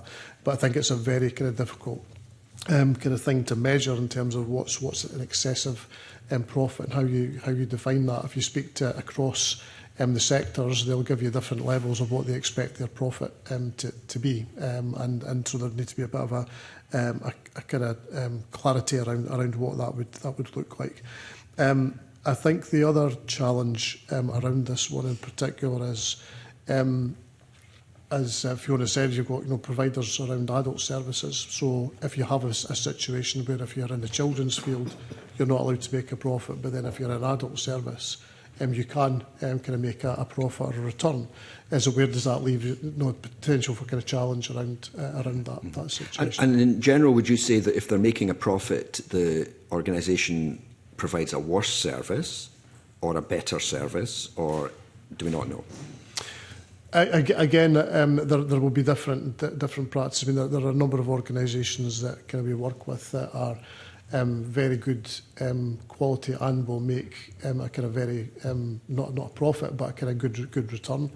But likewise, others that will be there for the profit. I think it depends a lot on the kind of the business makeup of the company and the organisation itself. So if there is a kind of an umbrella company, there might be a bit more of a push or a profit element rather than the quality. But of course, from a care perspective, and we balance it off with the care inspectorate kind of gradings, etc. And if we would not continue to kind of put business the way of an organisation that continually provides lower grades in terms of care inspectorate. Okay. And the points we made, you can come back in, that we're dealing with residential providers differently from with the fostering agencies. I think Cosla made that point, and maybe others as well, that one, we're insisting that one be a charity and the other not. And I think that's slightly different from the Welsh model. Are you comfortable with that, or have you got reservations about that, Ms Whitelock? I was just going to come back on your previous... Yes, come back to that as well.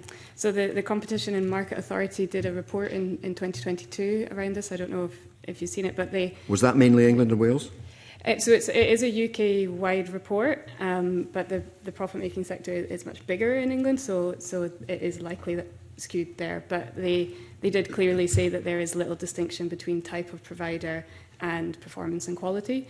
So type of provider, whether it's local authority, charity, non-profit sector or private sector, there's little distinction between those providers in terms of quality and performance. So as said, you know, it was a UK-wide search, so there probably is scope for more information just specifically around the Scottish context, and I don't know if others have more information on that, but I do think that is, you know, a key piece of information, because while there's absolutely, you know, a clear moral and ethical argument around why we should not be profiting, why nobody should be profiting from our most vulnerable children. You know, that is absolutely true.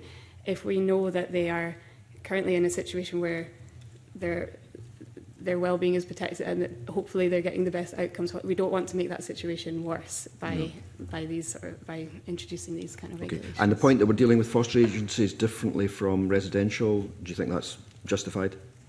To be honest, as it says in our response, I don't think it's very clear why we're dealing with them differently, and that would be my question. I know in previous sort of discussions there was talk of foster care being further along, I think for me there's still a bit of a question mark around why we are dealing with that. Did anyone else want to come in on that point? Yes, Mr. If we could do, I think, as colleagues have said, it's that profound difference between profit and profiteering.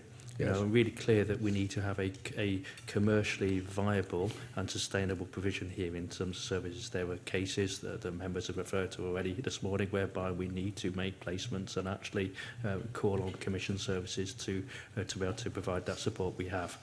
So the state will not be able to do everything in that respect as well. So I think it's a real question from a legislator point of view in terms, again, reach. Which about are you wanting to inhibit profit or profiteering, and how do we strike that right balance?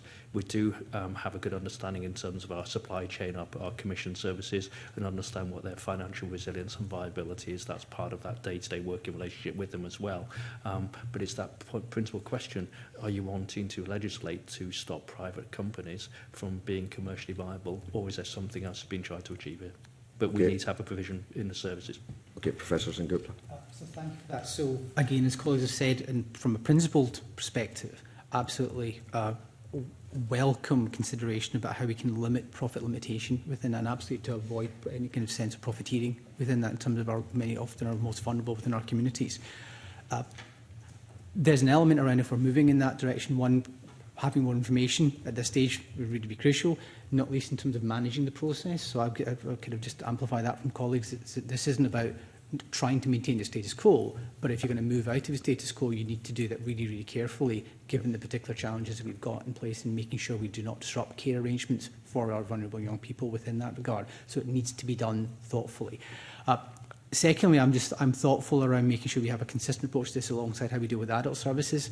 Within other parts of the Parliament, there's often quite discussions about how we can maintain the market effectively for adult services. So there's just something for me around actually how we can be consistent in our approach from a public sector perspective. Fundamentally, though, and I'll speak this from my council, when we commission independent or private sector provision for placements, high-cost placements, we don't do that as a policy preference. We do it by necessity.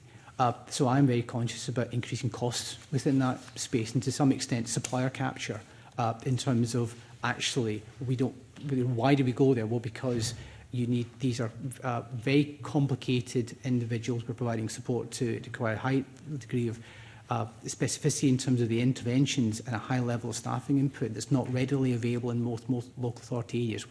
Most areas can't stand that kind of service up themselves. We wouldn't have enough staff, we wouldn't have enough throughput to maintain the level of expertise to do it to the required quality. So there would be a concern if people started walking away from the sector? I think there's a bigger question, which is, well, are there other ways of approaching, making sure that provision's in place? And we mentioned this within our submission from my council, which is around looking around at, for example, the work we continue to do to Scotland Excel about commissioning this either from a small number of providers on a Scotland-wide basis, or indeed looking at how the Scottish Government can work with local government and others around, say, providing regional provision of these types of services within the public sector, so we aren't so dependent on the independent sector, regardless of the degree to which they're making a profit. Because effectively we have a reliance on some of these areas for some of our most vulnerable young people. I mean, obviously the legislation can't really cover that area as well, but, yeah, but I suppose I accept it's part of the answer. But I suppose that, but again, to some extent, it goes, part of the question is around, are we legislating the right, do we need legislation to address these issues and these right issues to be dealing with? And what I'm suggesting is, as important as this is from a principal perspective, that actually there's a bigger question here, which is actually why we can't provide this provision for these young people differently in a more sustainable fashion. I think we could spend longer on exploring all that. If I can just ask one final question. Is the financial memorandum fair, or do we just not know? Because I think from what we've heard already, especially advocacy and aftercare, we just are not sure what it's going to cost or what it might cost. Presumably they're paying the chairs, which is the other big bit. We are fairly sure. So I don't know if you can give me a yes or no answer, but, you know, I mean, because this committee is going to have to say, you know, we think the financial memorandum is okay, we think it should be doubled, or we just don't know. So what do you think we should say, Mr. Savage? I think a combination of it understates matters and it needs more work. Would be a suggestion. I think there's data that a benchmarking is used that's probably over a decade old, and there's more contemporary information that could have been used to be able to do the forecasting. It does, to an extent, account for some of the transactional costs which the bill may put in place, but it doesn't deal with the consequential impact and effect in terms of the provision of services or support that would come through from there as well. So, in simple terms, there's not enough here. Come back to maybe the principal point. I think there's a question as ever in terms of do we need to legislate for many of the matters here, which is a second point. Okay, well, I think we've kind of covered that already.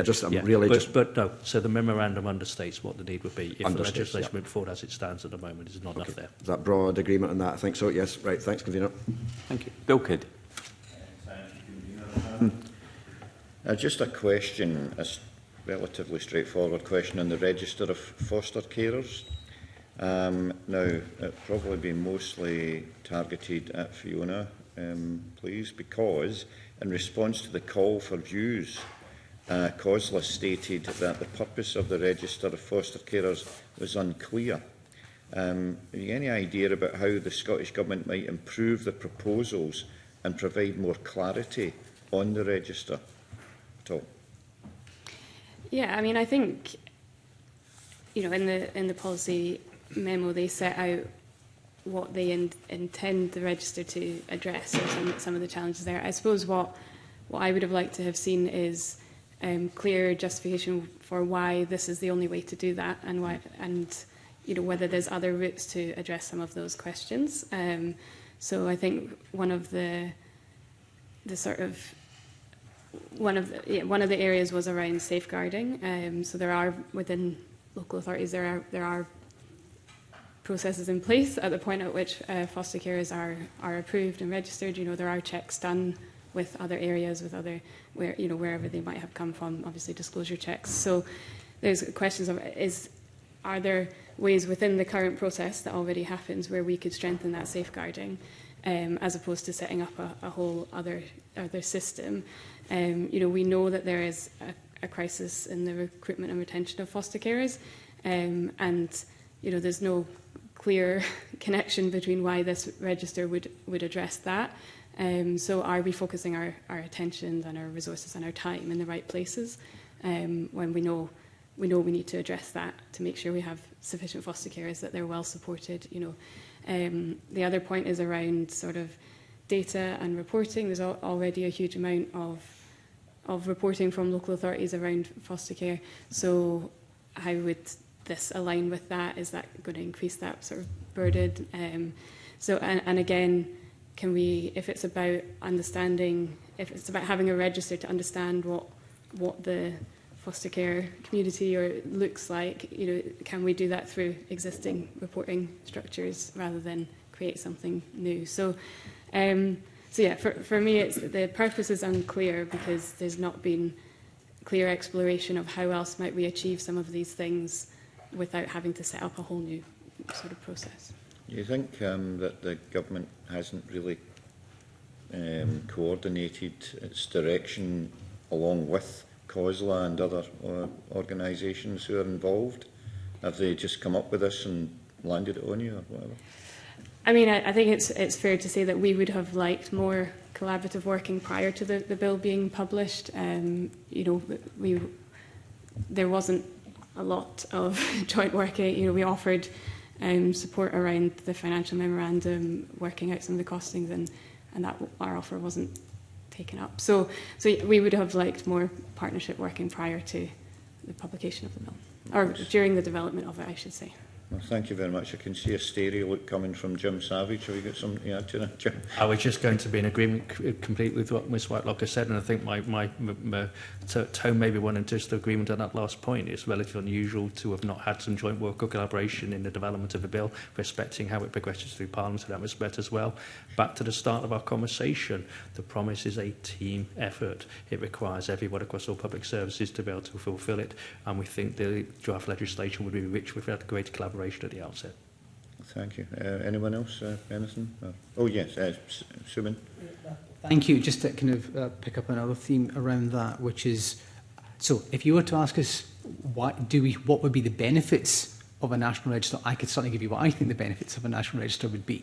But again, as my colleague has highlighted, I think the bill would be strengthened by articulating clearly what problem it's trying to solve by virtue of talking about a national register. Secondly, again, just having a register in itself won't solve whatever the problems are. That needs to be thinking around how we can make it easy to use that register in terms of transparency, accessibility. So some of that then ties into actually the points that COSLA have articulated very strongly within their response about recognising the administrative and bureaucratic burden that can be created by even well-intentioned arrangements like this.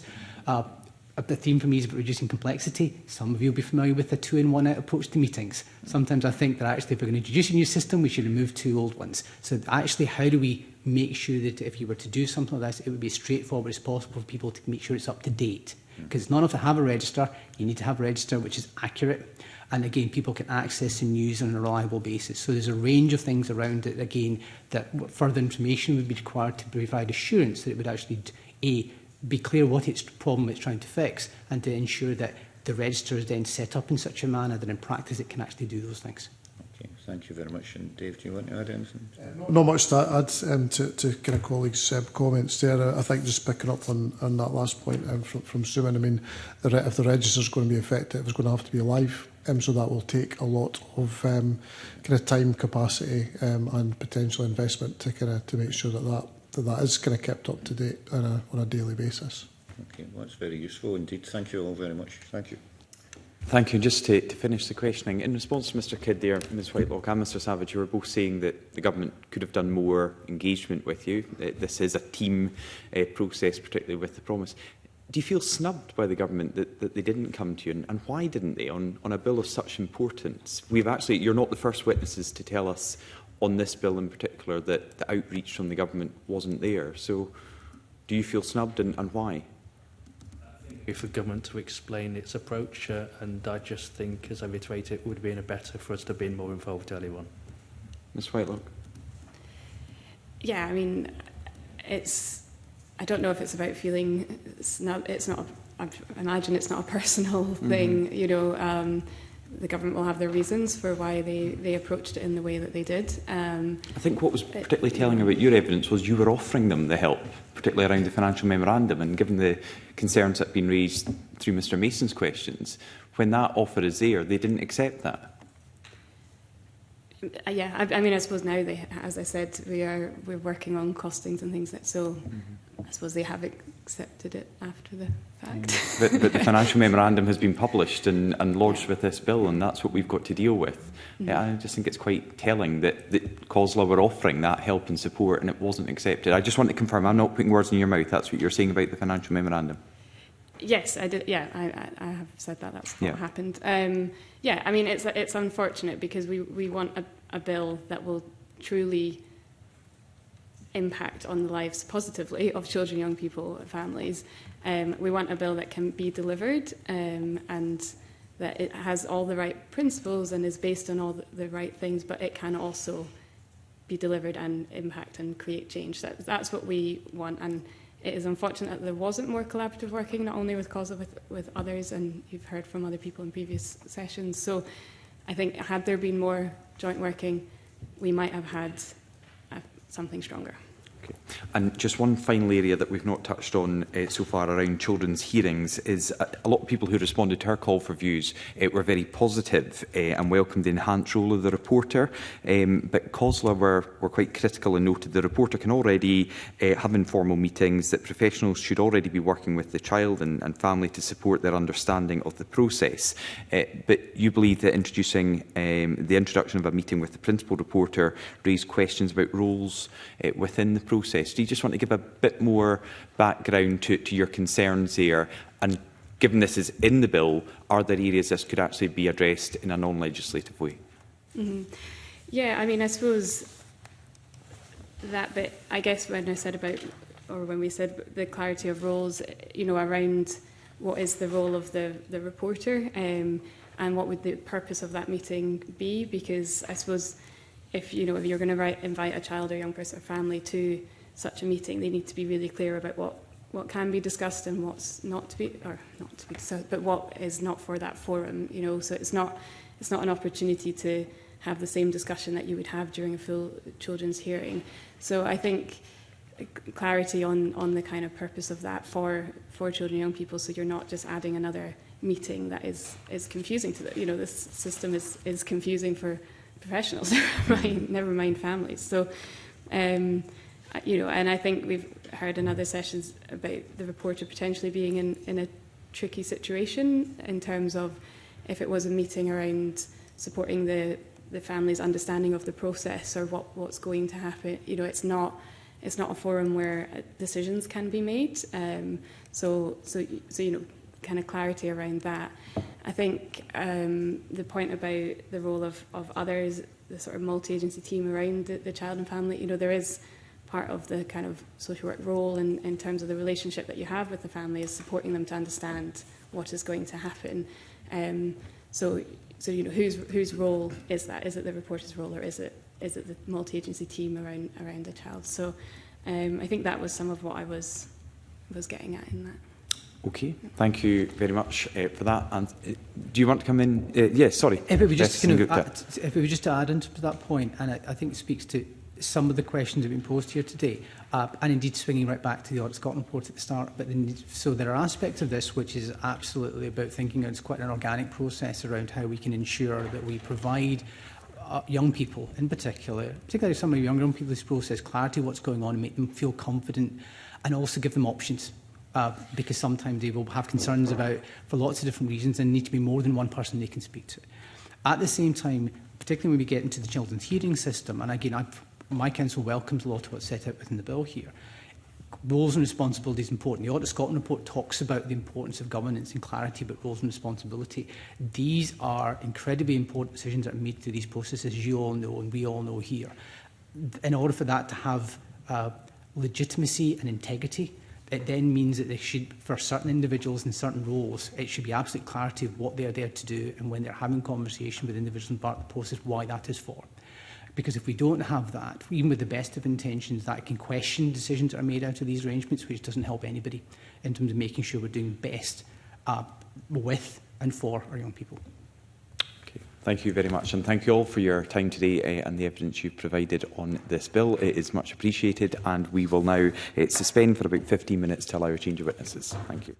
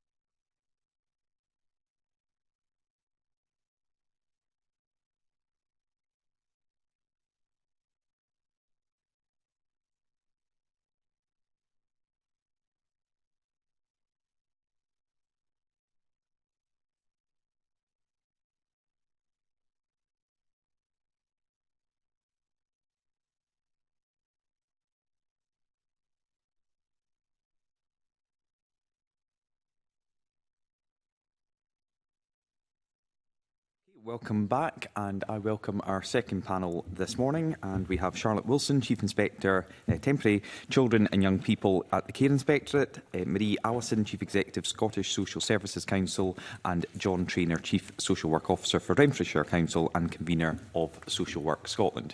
Welcome to you all today. Just because it came out today, I wonder, do you have any initial thoughts on the Audit Scotland Auditor General report on the promise to date and how you think it should frame our thoughts on the bill in front of Parliament at the moment? Yes, Ms Allison. Yeah, thank you, Convener.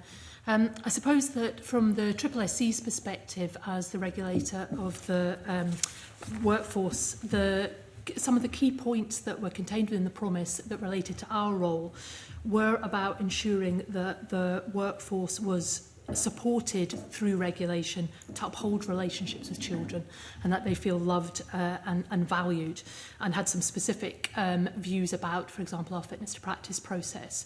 So I think we certainly have delivered some of the most important aspects that we needed to do in response to that, and some of which are highlighted within the audit report.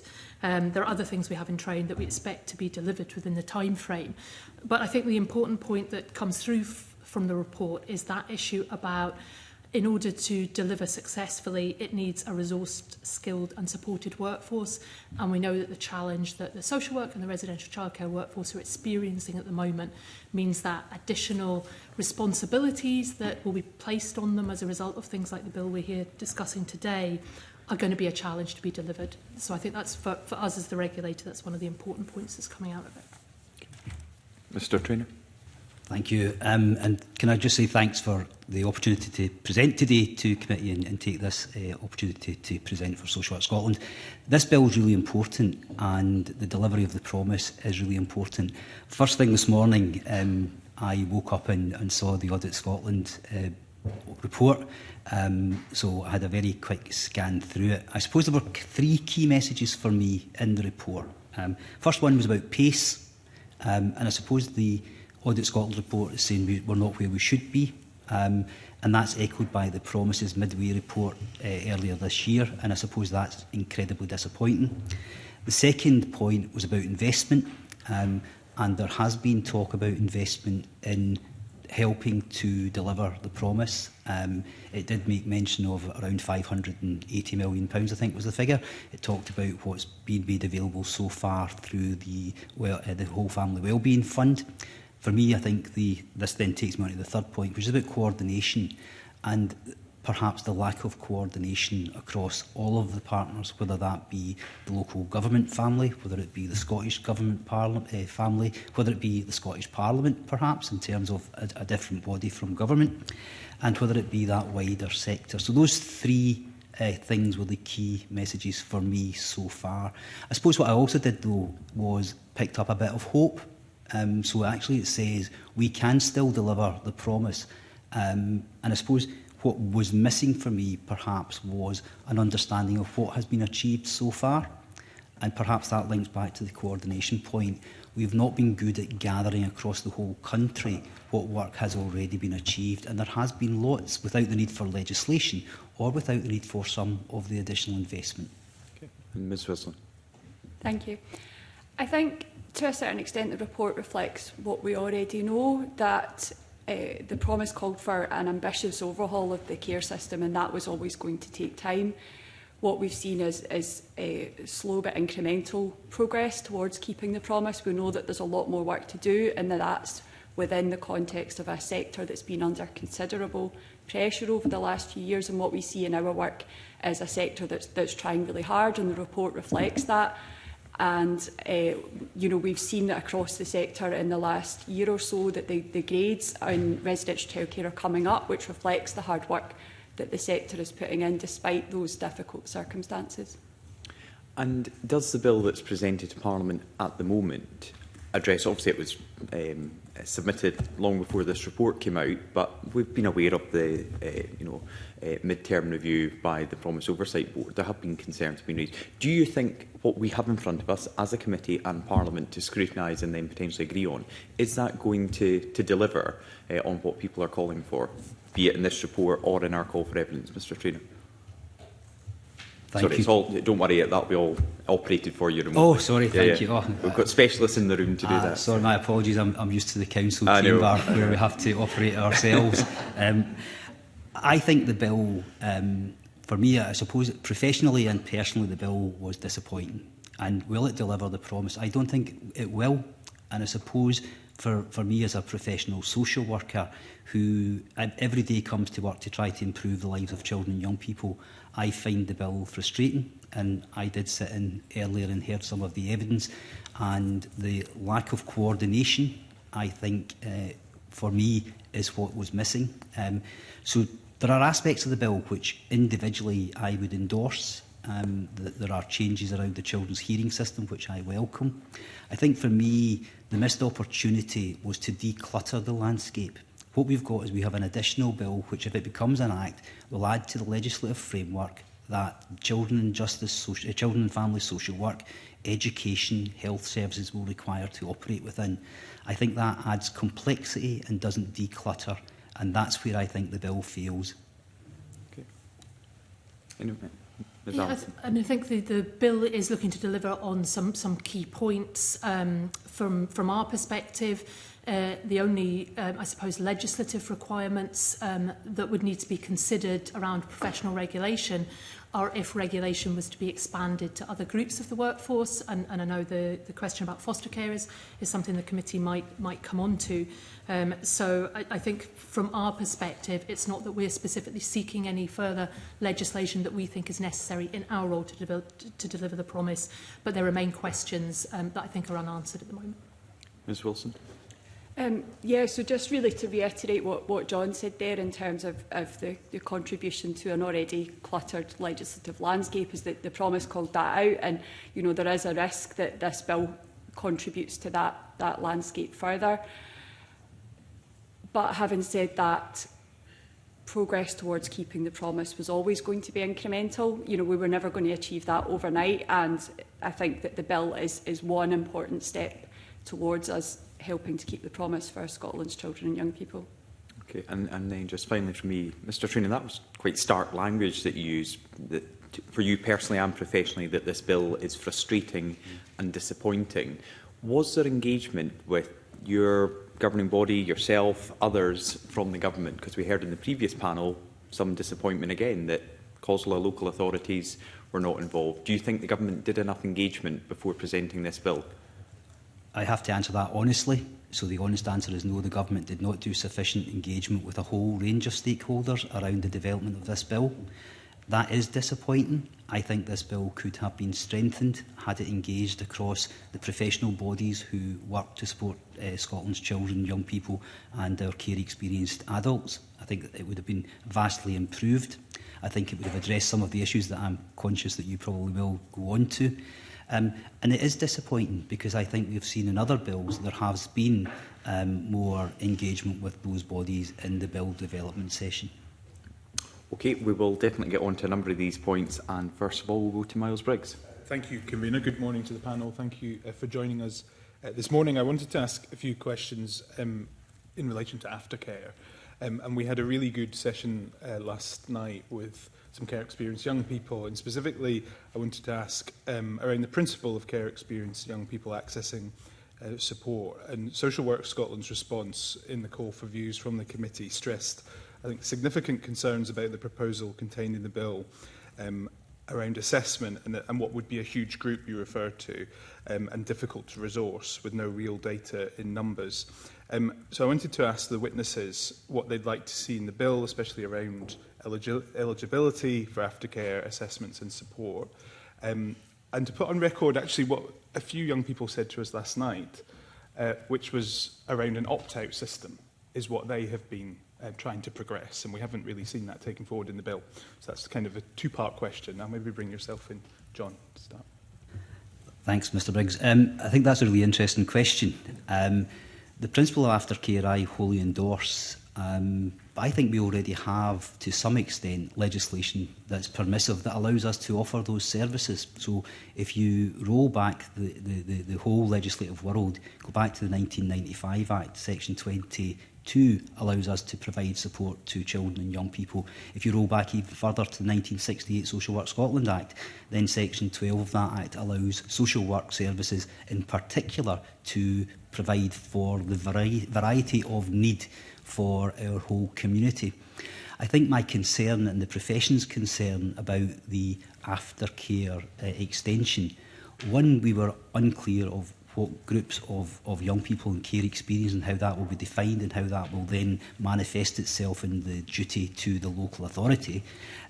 We were concerned about what the resourcing would look like. There are a number of areas of pressure currently in the social work world. We know that we have not got sufficient numbers of social workers. There are large vacancies across Scotland. So we need to think about a new legislative burden. Does it add to the complexity of recruitment? Is it something that we can deliver, or does it not? I think the idea from young people of an opt-out system, I think, is good. But I genuinely believe that they already have that through the other parts of social work legislation that young people could access.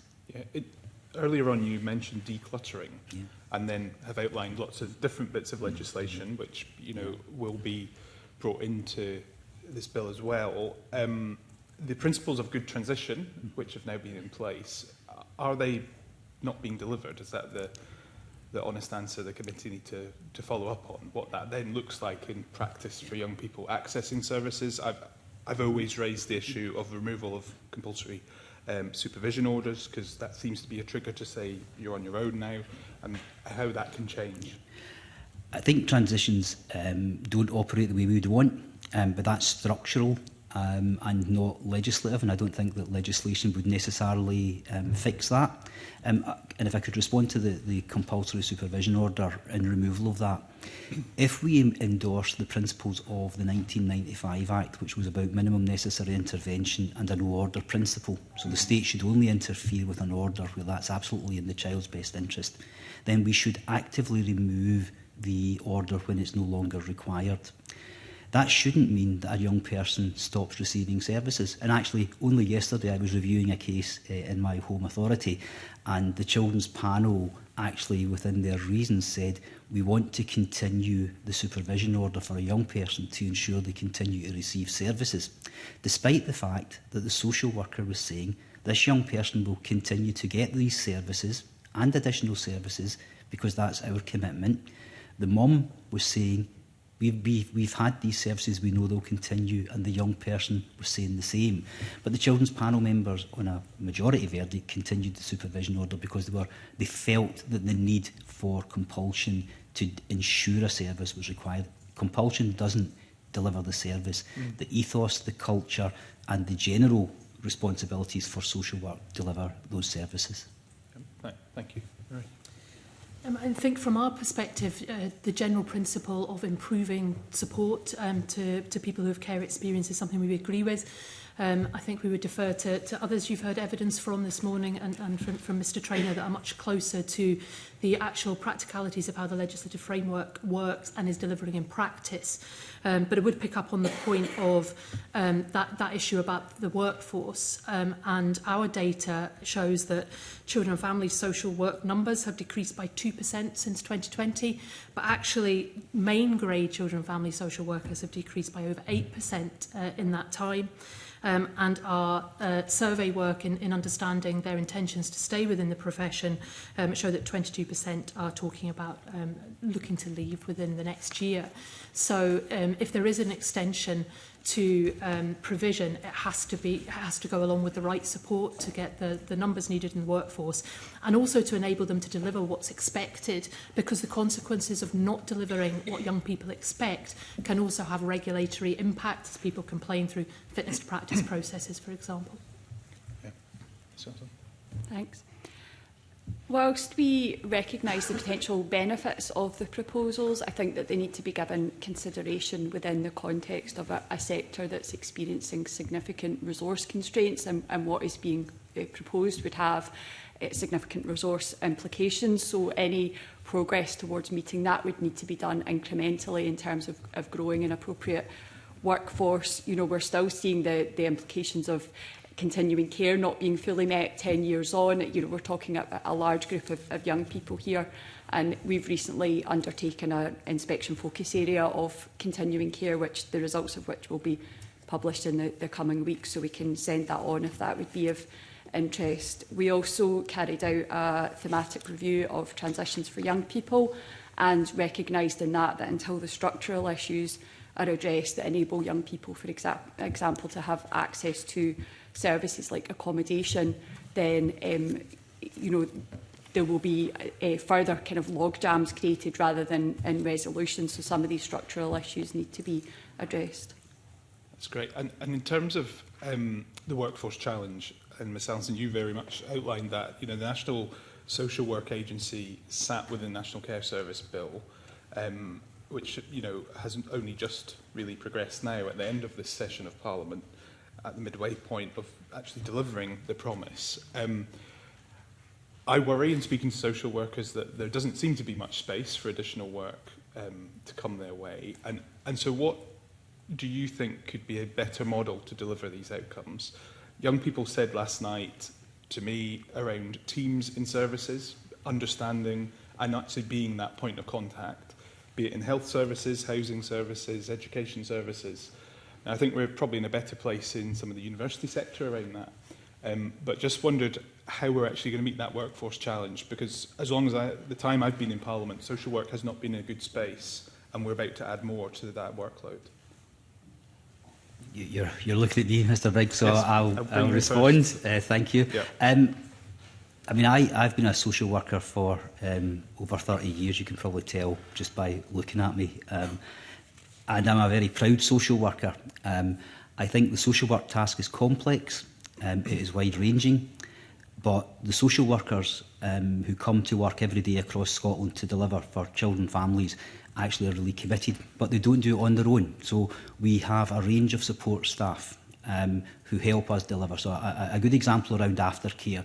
In my own home local authority, but replicated across a number, a social worker will have the responsibility for the planning with the young person to develop their pathway plan to adulthood, but we will have a range of support staff who will help deliver that, whether that be someone who goes in to provide practical advice and guidance around budgeting, around how to manage your front door, often a challenge for new homeowners or tenants, probably something we all experience ourselves. So you do need a team effort. You mentioned the National Social Work Agency. I want to put in record that I really welcome the National Social Work Agency. I think, I told you I'm a proud social worker. I would have liked the first Parliament in 1999 perhaps to have established a National Social Work Agency, perhaps made sure that we always had a Cabinet Secretary for social work, because I think it is that important. Social work, I think, can help deliver not just for care experienced children, but for many of the ills that we still experience in Scotland, whether that be poverty, whether that be the marginalisation of certain communities, for example, people with learning disability, how do we get them back to living really full lives? So that to me is important. Delivering new social workers takes time. That's my concern. You're going to have to get through a university education. I welcome the fact that the government announced the social work graduate system, apprenticeship system, and we were already seeing applications for that. In my own local authority, we put out an expression of interest, and to date I had 40 applications from staff across Renfrewshire who are keen to secure a professional qualification to contribute in that way. So it won't be easy, but actually I think the potential for the workforce is there. Where we will have other challenges, and Charlotte highlighted this, I think, is at the other areas of support. So we need care staff, residential children's workers, we need family support workers, and there are many competing demands from the market for that skill base. We need to make children's work really appreciative and attractive. Anyone else want to add to that? Yeah, just on the point you made about young people having the opportunity to opt out, I think we would always take the position that it's about catering to individual young people's needs. So what one young person needs and would benefit from will be different from another. That's the same for children, whether they live at home with their families or whether they're care experienced. And so whatever proposals go ahead should be flexible enough to be able to cater to individual young people's needs. I think just on the social work point, as Mr Traynor has highlighted, the graduate apprenticeship, for example, is an area of trying to expand routes in to the profession. The supported first year in practice that's been introduced is about trying to ensure that the people that come into the profession stay in it, because their experience is a good one transitioning in. But I think the agency and the partnership with COSLA and Social Work Scotland is also looking at it not just through the lens of social work, it's everyone that's connected with working around social work roles and around children. So we've been doing some work around that social work assistant role, and there's consideration over whether they should be registered with us, but that's because that's an expanding area that is providing that support. So I think across the system it is being looked at as not just about social work, but about all the roles that are working alongside children. Great. Thank you. Thanks, Convener. Okay, thank you very much. Bill Kidd. Convener. Pardon me. Thank you, panel, for being here. Can I ask a question on the sometimes controversial issue of corporate parenting? Pardon me. The stakeholders have got mixed views on Section 3 of the bill, which covers corporate parenting.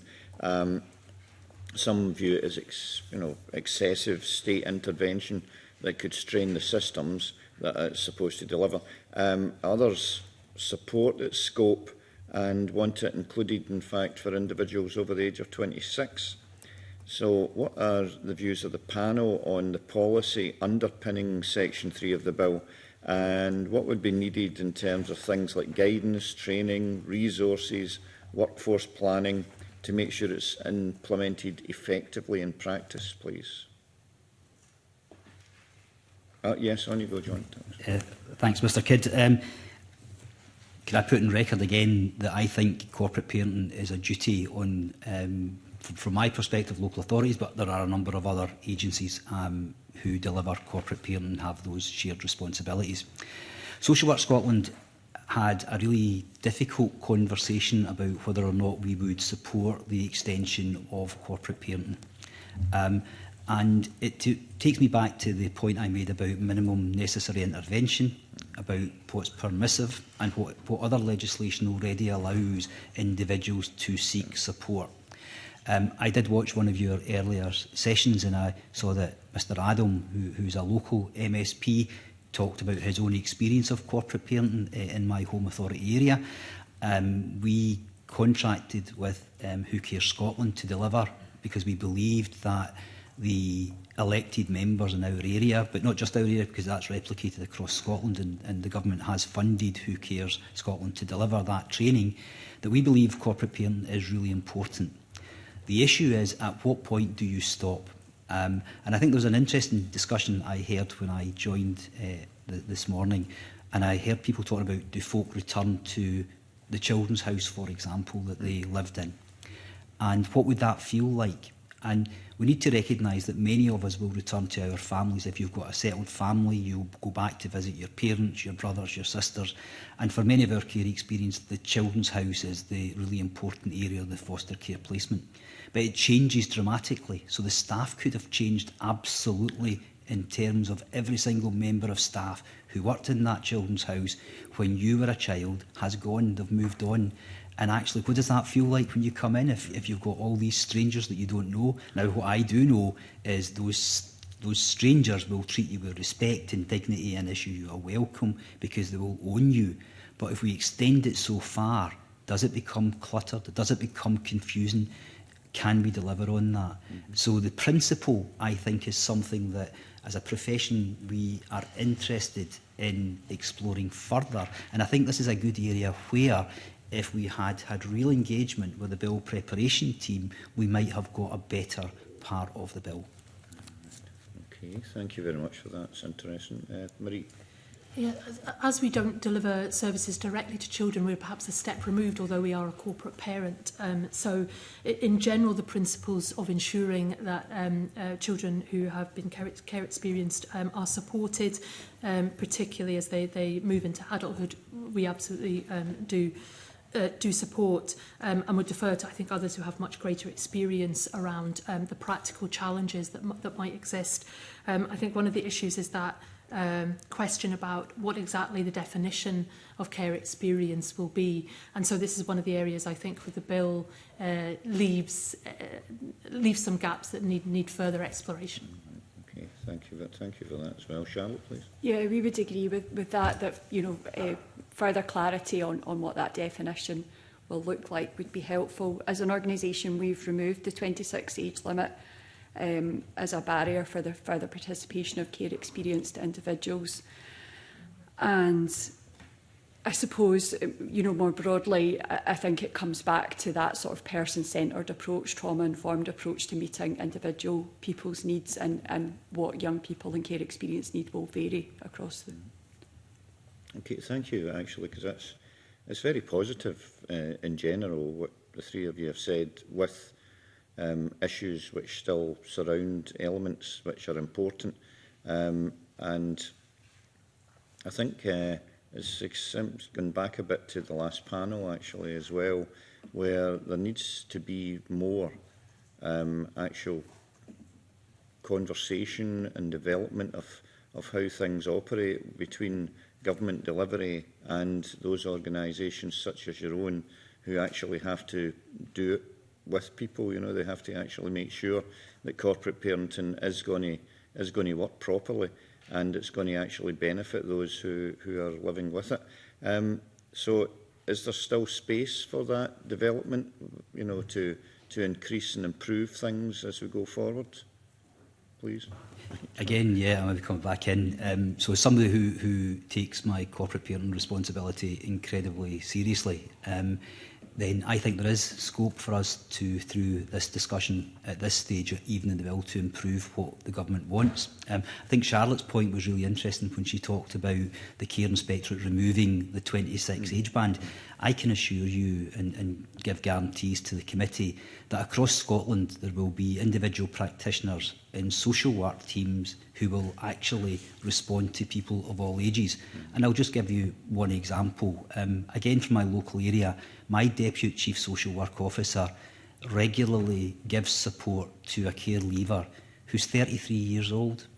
And she does that because, one, that care leaver remains vulnerable despite all of our best intentions. That care leaver first met that social worker in 1996 and formed a relationship with that care leaver. So you can rely on the individuals, but you can't always rely on individuals. So we do need some legislation. The bit for me from the bill is whether the legislation gives us what we really need. And I do know there are some care experienced young people who've had horrible experiences in terms of when they've returned and services have operated almost that gatekeeping exercise that says you were out of care before you were 16, so you're not getting a service. Or you came out of care before the Continuing Care Act came in and therefore you're not getting support and guidance. Or in fact that some corporate parents have probably not expanded their housing allocation policy to recognise the care experience community as one of the groups who should have priority and special consideration. So I think there are some areas we should think about. What's missing for me in the bill is, again, it's a bit of clarity around what are the financial implications. Because if we expand this, how far back are we going? And therefore, you know, once you place this in legislation, that demand from all of those young people who have been care experienced, whether they be 60 today or 16 today, we will, as a local authority and other corporate parents, have duties towards them. And the interesting part for me is this going to be sufficiently resourced by Scottish Government in the budget? Okay, that's good as well. Just as I mentioned earlier, though, some viewing it as excessive state intervention that could strain the systems that have to deliver it. So is that based around the idea that there isn't enough money or there isn't enough training? Or, I mean, how would you see that? I mean, I think one thing is about that definition of what care experience means. Just to give a personal example, there was a situation when I was growing up where a neighbour moved back down south and their child was at exam point, so came to live with us for a few months while she did her exams without any state oversight at all.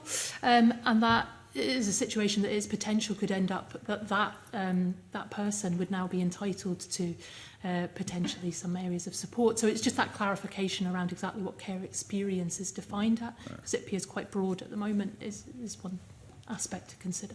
Okay, thank you. Charlotte? Yeah, just I think, you know, to repeat really what we said earlier about the context in which the sector is operating in terms of the limited resources. We know that the sector as a whole has been experiencing a staffing crisis. Marie mentioned the drop in numbers of social workers and predicted kind of further drop. And I suppose any of these proposals that are going to require further input from the workforce, whether we're talking about staff in residential children's houses or social workers or social work assistants, is going to require more resource, not less. Yeah, no, that makes a lot of sense, actually. Sorry, yes, John. Just to add a wee supplementary, because I think it's really important that we consider the unintended consequences. So what we do know, and I'm not proud of this at all, is that many care experienced children and adults actually continue to experience the impact of their trauma right through their adult life. So they will be in touch with other services. So, for example, mental health services or alcohol and drug recovery services. So if we extend the right to aftercare, the question might then become who delivers that aftercare responsibility. Will those services, for example, mental health or alcohol and drug recovery, start to say, actually, that's not our responsibility, it's the responsibility of children's social work, despite the fact that we'll be part of a corporate parenting group in authority that has that responsibility. I think for me, I mentioned at the back, I think we already have some very permissive legislation in Scotland. I'm not sure that because we might not be using it to its full, that we should replace it with additional legislation. So I would like us to explore a bit further the whole concept of aftercare, what it is we are going to be delivering, how we make sure that vulnerable people who've gone through our care system get the right advice and support to improve their lives as they go forward. Okay, thank you. And it's about the people who need the care. Yeah. You know, it's obviously important that the organisations such as your own actually are there to deliver that care, but at the end result, it's really all about the person who requires help and support, actually, yeah. Okay, well, thank you all very much indeed. Thank you. Thank you. Paul McLennan. Thank you, Convener. Just want to touch a little bit more about advocacy services. We met care experienced children last night, and it was a really enlightening experience. One key thing that came through was about advocacy services in terms of this. Now, Section 4 of the legislation talks around about, and some of the feedback we've got is that it relies too much on secondary legislation. There's also been recognition, obviously, of the flexibility for future policy development. So I suppose the question is, I'll probably come to yourself first of all, John, is in terms of, does it strike the right balance between flexibility and clarity in terms of this, and what would be required in terms of mapping? Because I think that was incredibly important, and I think the point you mentioned about aftercare wasn't just, I think advocacy wasn't just until they were 16 or 26, it was right through their lives. So I suppose just in your experience as well in terms of mapping, and I suppose how do they commission and probably integrate the services. With the previous panel you probably heard in terms of that, it's a real challenge and it's different in different parts of the country. But I'll come to yourself first of all on these points, if you don't mind. Thanks, Mr McClellan. Actually, again, I thought that was a really interesting discussion, and I didn't find that I was agreeing with everything that was said in the previous panel. So I told you at the very beginning I'm a very proud social worker, and I learned quite early on that when I make a statement, and I'll give you an example, I genuinely believe that John Traynor should be accommodated to deliver his best interest. And John has told me that he wants to stay at home, but it is my professional view he requires to be accommodated. I'm no longer advocating for the child. So the role of advocacy, I think, is complex. I think we should ensure that where a child wishes advocacy, that they are able to access an independent person of their choice who makes that statement on their behalf and just repeats it and tells us, this is what I want, this is what I need, and that's explored fully. Now, for some young people, that might be their social worker. I gave you the example of my deputy. She advocates for that young woman that I talked about. Every single day, she will advocate for her, and that young woman has chosen Michelle, my deputy, to be her advocate. For some other young people, it might be a school teacher. So the formal independent advocacy, though, can be really challenging. And not all young people take it up, but it should be an option. Many local authorities commission from probably 2-3 agencies, probably 3 that I'm aware of. Who Cares Scotland, Barnardo's and Aberlour are 3 of the major providers of advocacy. And I would support that they continue to do that and that we should make that available.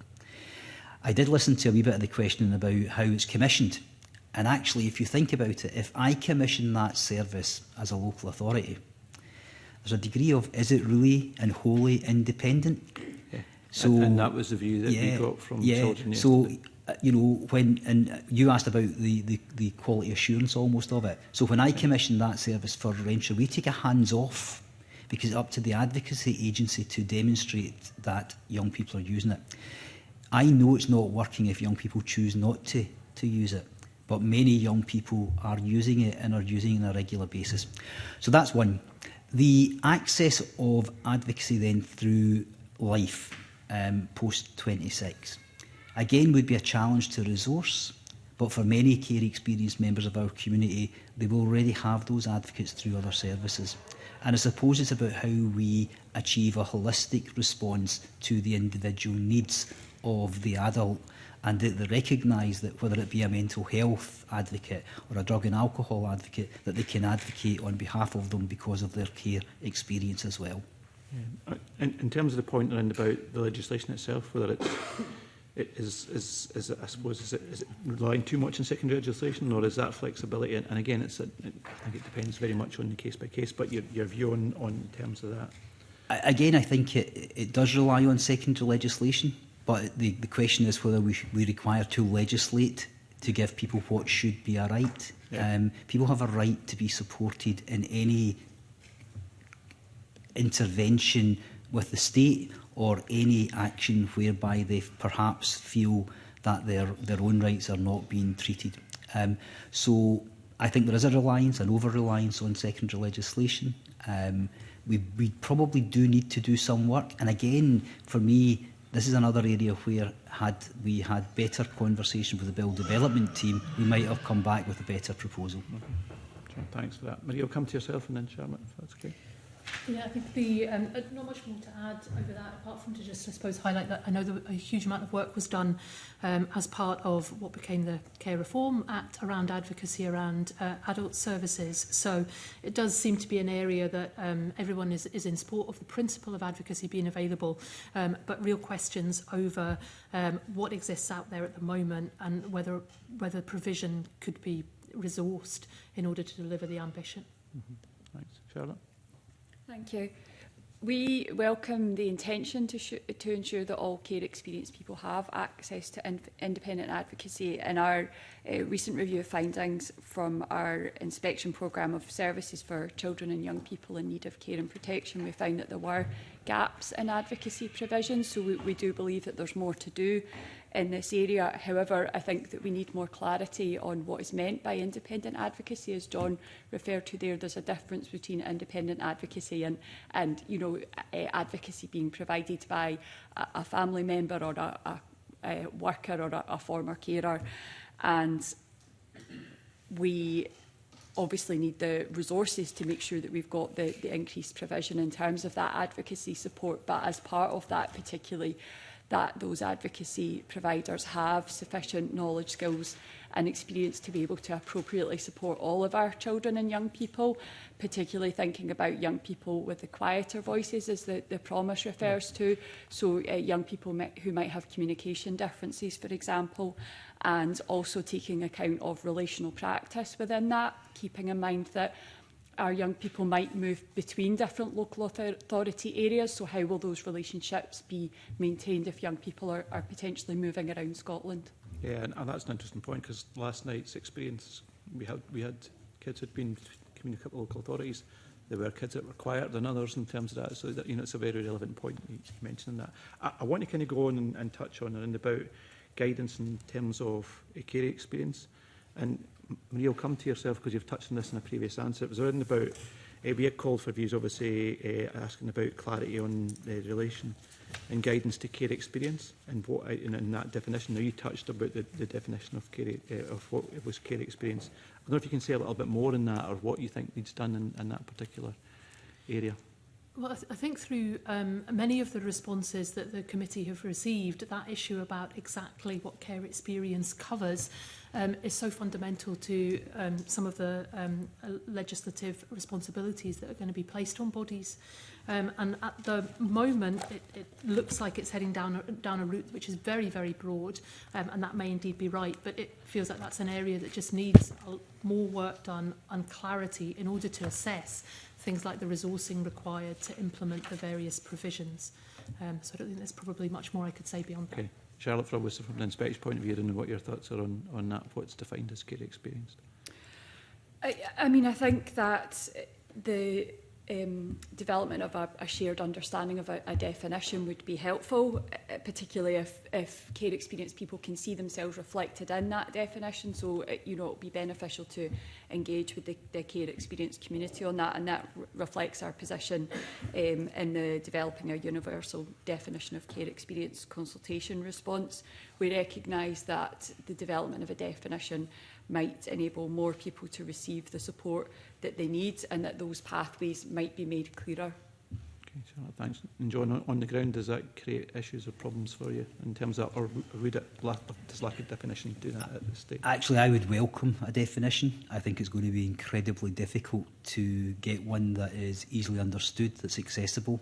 And I suppose when I look at the bill, again, if we had thought a bit more, we would have a definition within this bill that we could have debated, and we don't have that, so that's a bit disappointing. I think for me, and I'm probably a wee bit different from some of my colleagues, so there's a mixed view in Social Work Scotland on this. And Social Work Scotland, for those who don't know, we are the professional leadership group in local authorities and in the voluntary sector.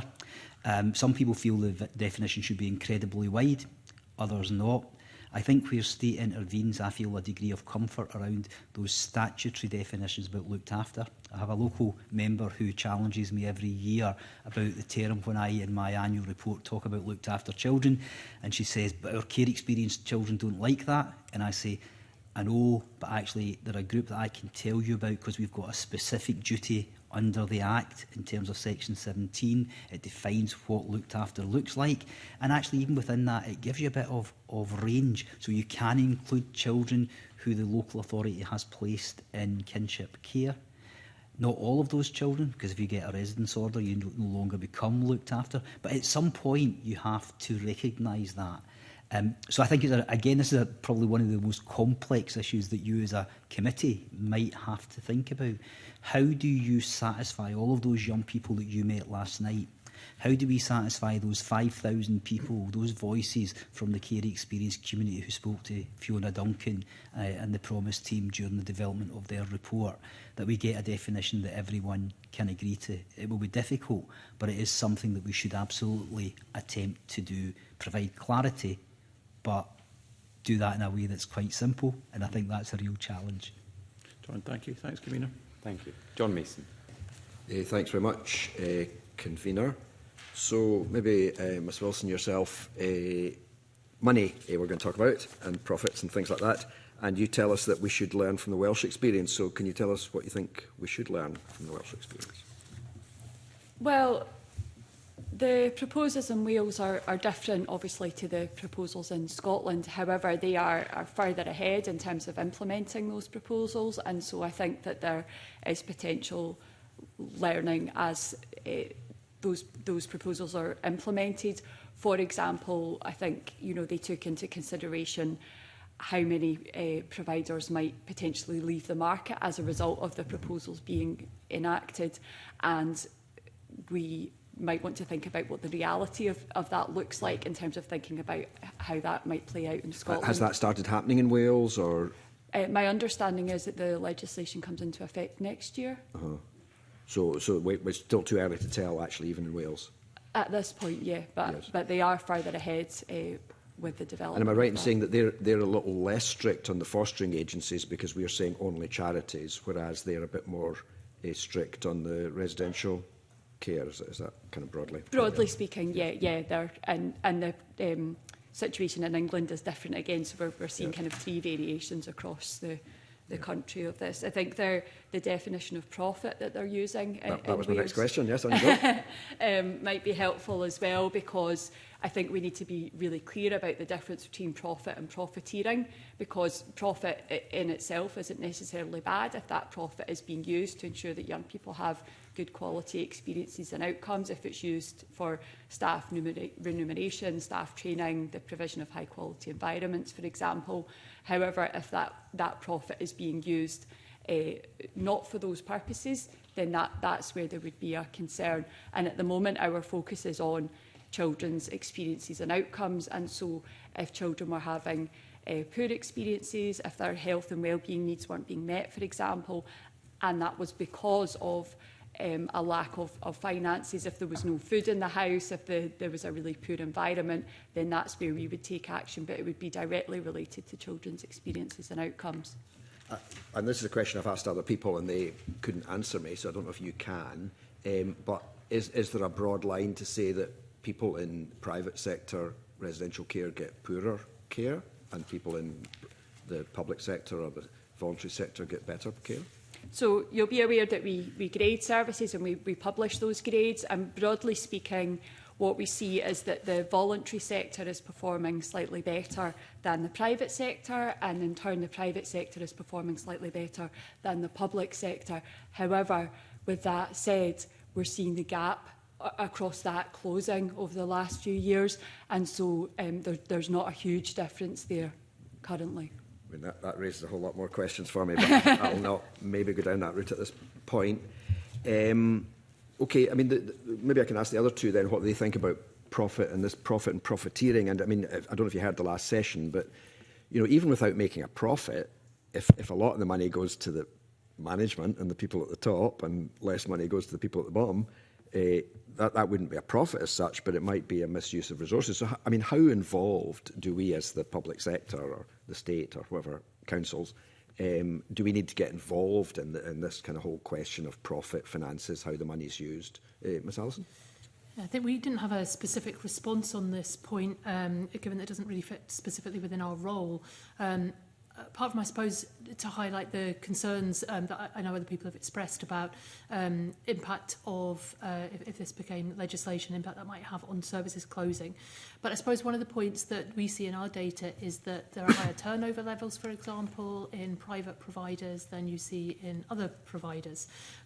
So there are, perhaps similar to what the Care Inspectorate see, you can see differences that in terms of impact on the workforce, depending on provider levels. And just to clarify, does that mean that in the private sector, the turnover is greater of yes. staff? Yes. Yeah. That's right. Okay, Mr. Traynor? Can I take you back to what Charlotte said? And actually, myself and Charlotte have had some testy conversations over time about the inspection of children's houses, and I have to say I always welcome those conversations, because the inspection and identification of how good our services are is really important, because ultimately the issue should be the provider of care needs to provide the best care possible for our children and young people, because children who end up in residential care are often our most vulnerable children.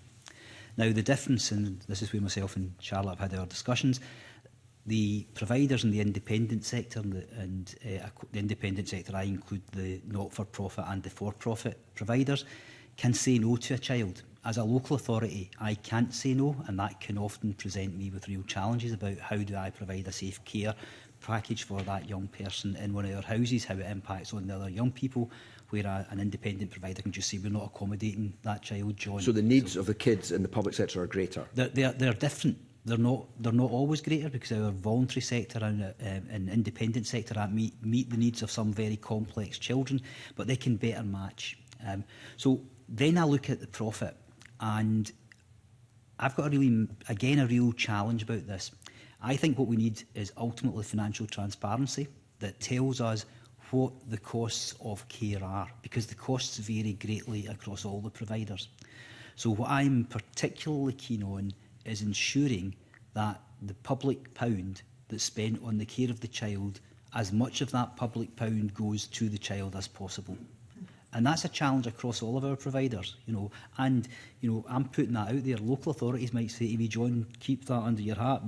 Are we transparent in our costs of children's houses? We need to be open on that as well. So my COSLA colleagues will probably scream in the background at that. But we do. Financial transparency is important. Yes. Because, one of the assumptions would probably be that the lower paid workers in the public sector are better paid than the lower paid workers in the private sector. Now, and as far as I see it, that is money going to the children because it's the people who are working with them. Yeah. So again, that can vary.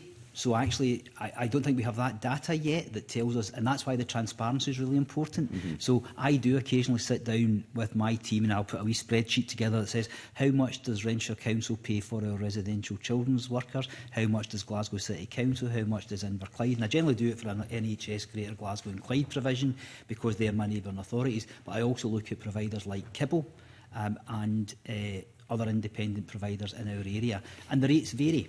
So I'm interested in what we get as a good salary for people who are working with very complex needs and often working with real trauma. They need to carry that trauma themselves back home when they finish their shift. So we should be rewarding our residential care workers with a good salary. And that includes, in my service, the people who do the cooking and the cleaning. They're part of the team. Now, they don't earn the same amount of money as the residential childcare workers, but they should be rewarded at a reasonable level.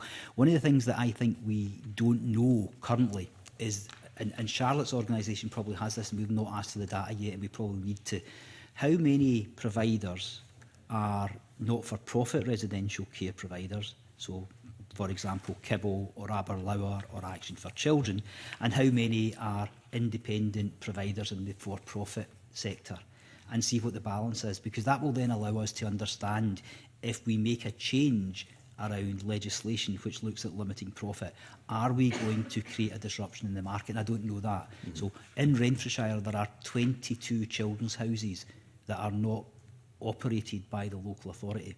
They're operated either by an independent provider who is a charity or an independent provider in the profit world. And for comparison, how many are run by the council? The local authority, Renfrewshire Council, has 4 children's houses. So there are, and we have 22 accommodation for 22 children in our area. The independent sector has accommodation for around 200 children in our area. So we need to understand the balance, and I think that's something that, again, in preparation, we probably haven't done as much deep dive to the data as we could, because we never asked for that information from the Care Inspectorate to then say, what would market disruption look like? I mean, it strikes me that we could set up a whole pile of bureaucrats and accountants and people who would study all this and all the rest of it, because I think when we come to capital expenditure, which I've not asked about, I don't think I will, but then it's very different often how the local authority. Can I come on to the point about the fact that we're going to deal with residential provision differently from foster agency provision, that one's going to be a charity, insist on it being a charity, and one just not for profit? Some people have raised that, I think some of you did in your submissions, as to why that was the case. I mean, are you all comfortable, Ms Wilson, with that difference, or do you not think there should be a difference? Well, fostering providers are already required to be not-for-profit, which I am assuming is the reason for the difference in approach, although I can't say for certain that that's the case. But it's important that whatever system we decide to go with across residential childcare and fostering, whether that be the same or different, that we think through both the unintended consequences but also any potential loopholes in that. For example, a provider being able to set up in England and operate from Scotland potentially allows a way of siphoning off the surplus, for example, that perhaps isn't classed as profit but might still be. So I think that's probably the focus, and as I said, for us the important thing is about children's experiences and outcomes, and not about how much money is being made, but what that money is being used for. Yep. Do either of the other two want to say anything on that point? We don't have no view on that. Okay. I think just briefly, I agree with Charlotte, and for me, preserving our approach to foster care was really important, and I do think that if we can establish a process whereby the for-profit sector They do require to make a profit for a variety of reasons, so I'm not opposed to that entirely, but we need to make sure it's a reasonable profit and not one that creates that imbalance or those challenges cross-border. And just while we're talking about fostering, I mean, do you struggle to get foster parents, families? Well, yeah, I mean, across Scotland, we don't have sufficient foster carers. That's absolutely clear, and I think as a committee and as a parliament, you'll probably know that.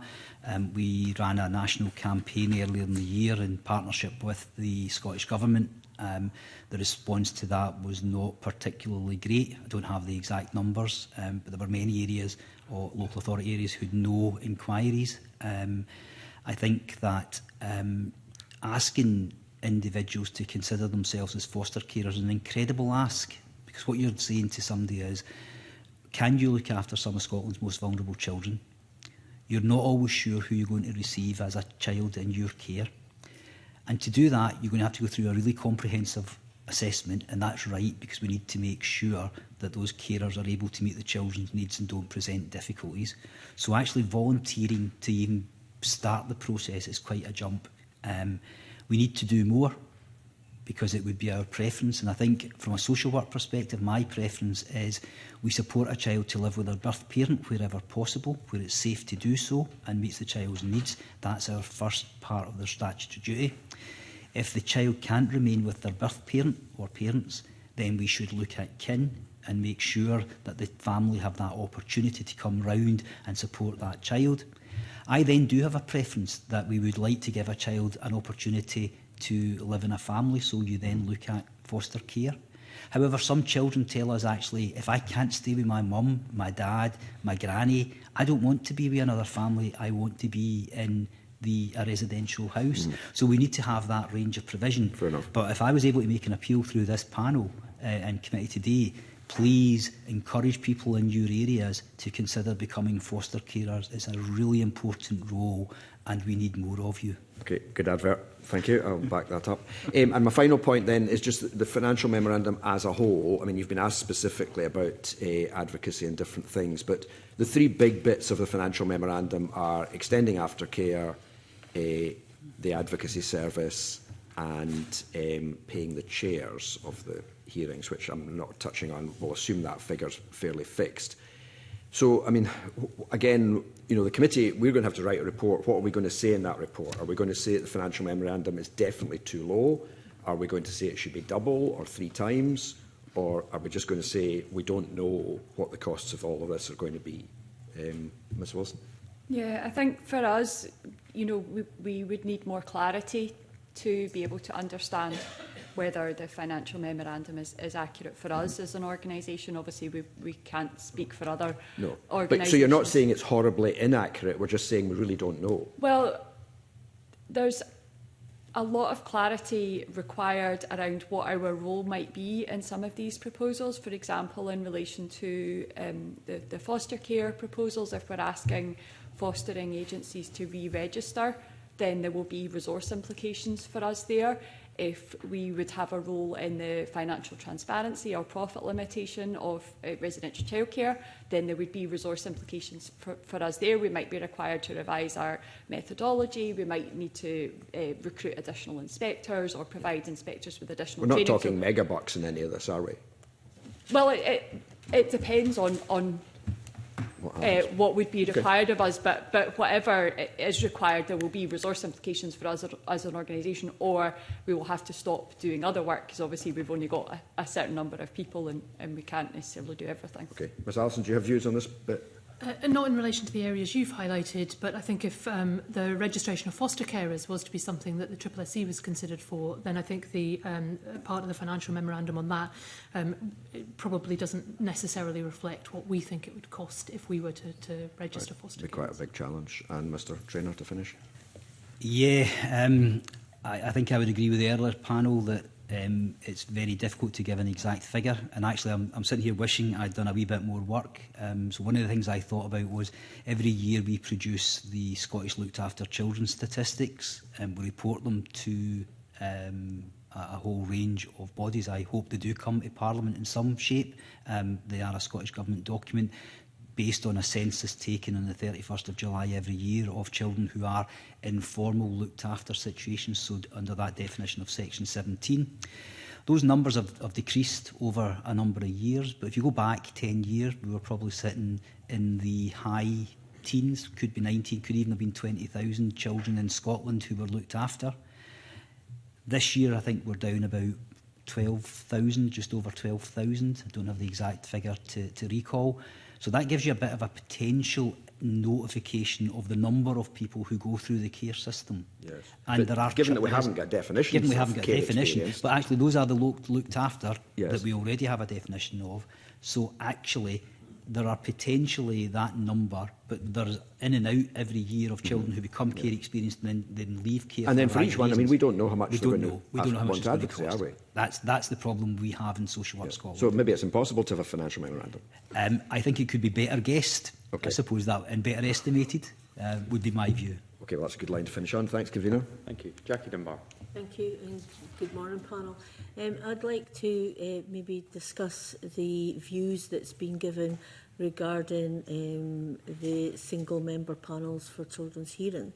We've gotten respondents from the calls for views. There's been mixed. Some folk are saying that's a good idea. Some folks saying that there's more clarity needed. You know, what level of decision-making powers do you go to when it's just a single panel member?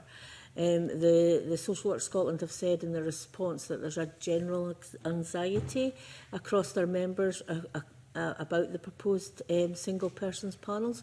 So I'm going to go to you, Mr Traynor, first and ask for you to maybe go into more detail on what's your views about it and what could we do? Okay. I think that the issue of single member panels is incredibly challenging. It's a difficult one to give an unqualified support to. If you think about the concept of the children's hearing system was about your community owning the challenges for children and finding solutions with families. A single panel member making that decision is being charged with something that is an incredibly powerful decision about intrusion into a child's life. Will they be able to demonstrate that they have a full understanding within the opportunity they'll have a discussion with the family, the young person, the social worker, but they might not think of all the questions that need to be asked. And actually the 3 panel members I've always found to be incredibly respectful of social workers with some challenges because they've got to balance the child's rights, the information coming from social work. But they'd start from, we use the 3 brains together to get the best decision. So that's why we've got mixed views on it.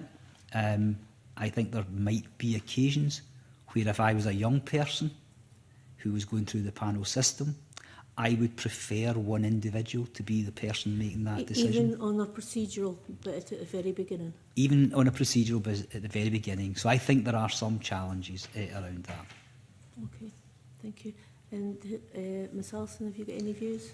We didn't have a specific response about this, but I suppose just hearing what Mr Traynor was saying there, we, I suppose, have had similar thoughts around our fitness to practice panels, which are comprised of 3 members. We brought in a legally qualified chair approach.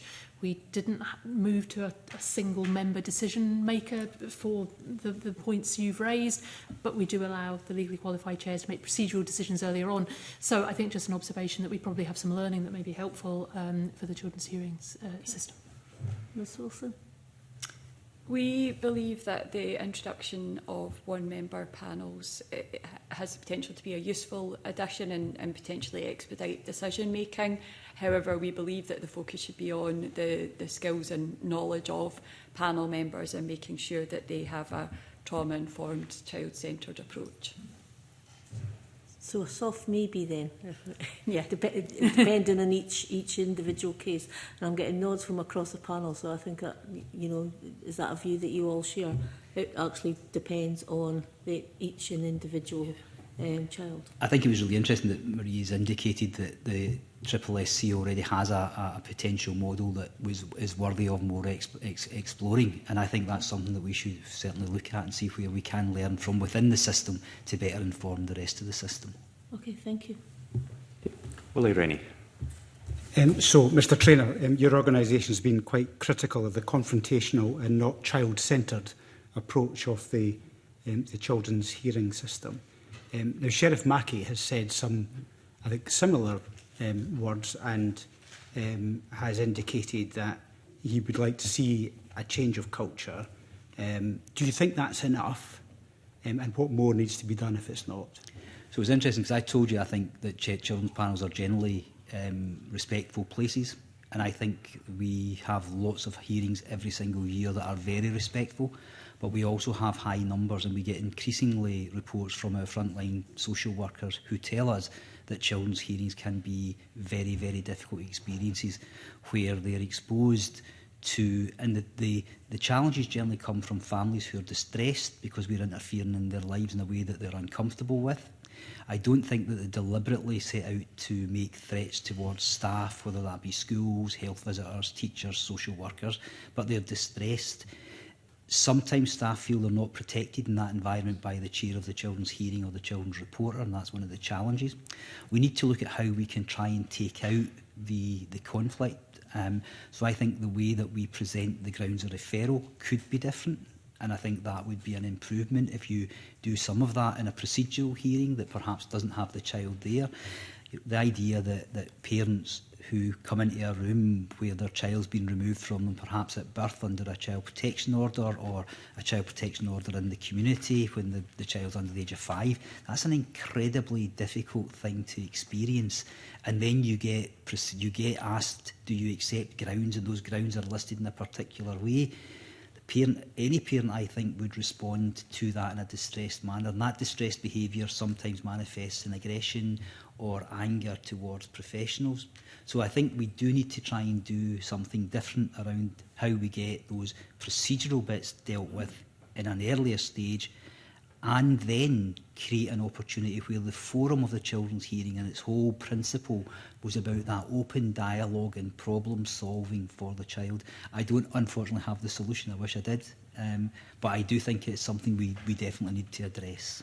So just for clarity though, you are in the same place as Sheriff Mackey. Do you I would endorse Sheriff Mackey's views.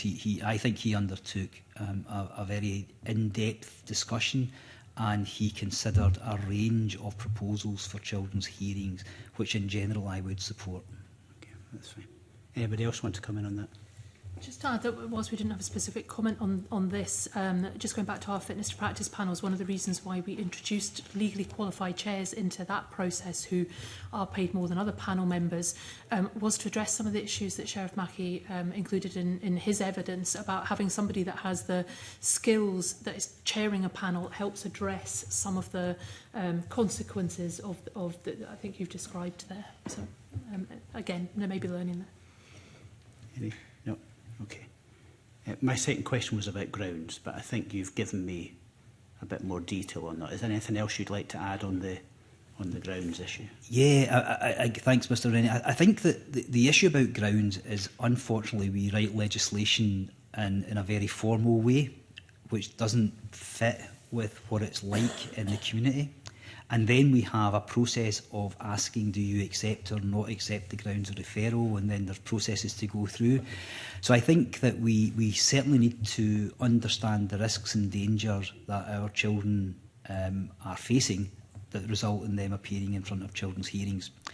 But I think we could do more work to look at, are the grounds still relevant? Are there softer ways? And that's not hiding the risks and those dangers and those challenges, whether it be presented to the child or from the child. But I think we need to think about, what does that feel like when you're sitting in the children's panel room and being asked the question, do you accept these grounds of referral? And young people I've spoken to, and I've spoken to young people for over 35 years as a social worker, tell me they find that incredibly hard. They feel that they find it often blaming, and they want a different solution. So we do need to do more work. Again, I don't have a solution. I wish I did, and I would write it up and probably sell it to Sheriff Mackey, and we could produce a much better approach. But we do need to do some work on what grounds look like and how they are presented to children and their families.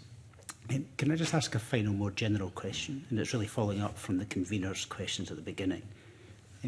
Do you feel good about the progress we've made on the promise? Do I feel good about the promise and the progress? I'm very proud of a lot of the work that we've done, and I think we've not always been able to tell what has been achieved to date, and I think there's lots of good work locally in every single local authority and in every single agency. So I know, for example, in the Care Inspectorate, there's lots of good work about the voice of the child, about the involvement of young inspectors in our thematic inspections, our children at risk of harm inspections. It's an incredibly inclusive process, and for me that's really something that's very valuable. Almost every local authority in Scotland will have a promise advisory board or group of champions, and we'll have a whole range and mix of those groups. I think we are much more flexible on the ground than perhaps legislation makes us be. And I'll give you another example. On Tuesday, I went into the office and there was an eye mask and a black envelope with gold writing. And I opened it and it was an invitation from one of our groups, because we've got a couple of different groups, a group of children who have been in foster care called the Breakthrough Group. And they are celebrating their 10th anniversary in November, and they've organised a black tie event. So we've all been given a mask to wear to the black tie event. And they're very clear that they have seen real progress over that 10 years. But we're still not where we should be. I'm also at times not clear that legislation is always required to deliver the ambitions of what the children who met with Fiona Duncan through the initial care inquiry needed to be delivered. So resourcing is a big issue. So do you think the government's getting in the way then? I don't necessarily think the government... No, I wouldn't accept that. I actually think the government is committed to the care experience community in Scotland. I really do. I think what they're trying to do is navigate a parliamentary process, which, with all due respect, can be bureaucratic, which has to set in place laws which then stand, so they have to do that. Whereas the reality in the community is that services every single day flex and work together to deliver better outcomes for children. And I think the children at risk of harm inspections, for example, show where real progress has been made. I think when you look at the reducing number of looked after children, formerly looked after children in Scotland through the children's looked after statistics, you see we're empowering families to care for their children. But I'm also incredibly disappointed when I look at, for example, the qualifications that our care experience community get in school.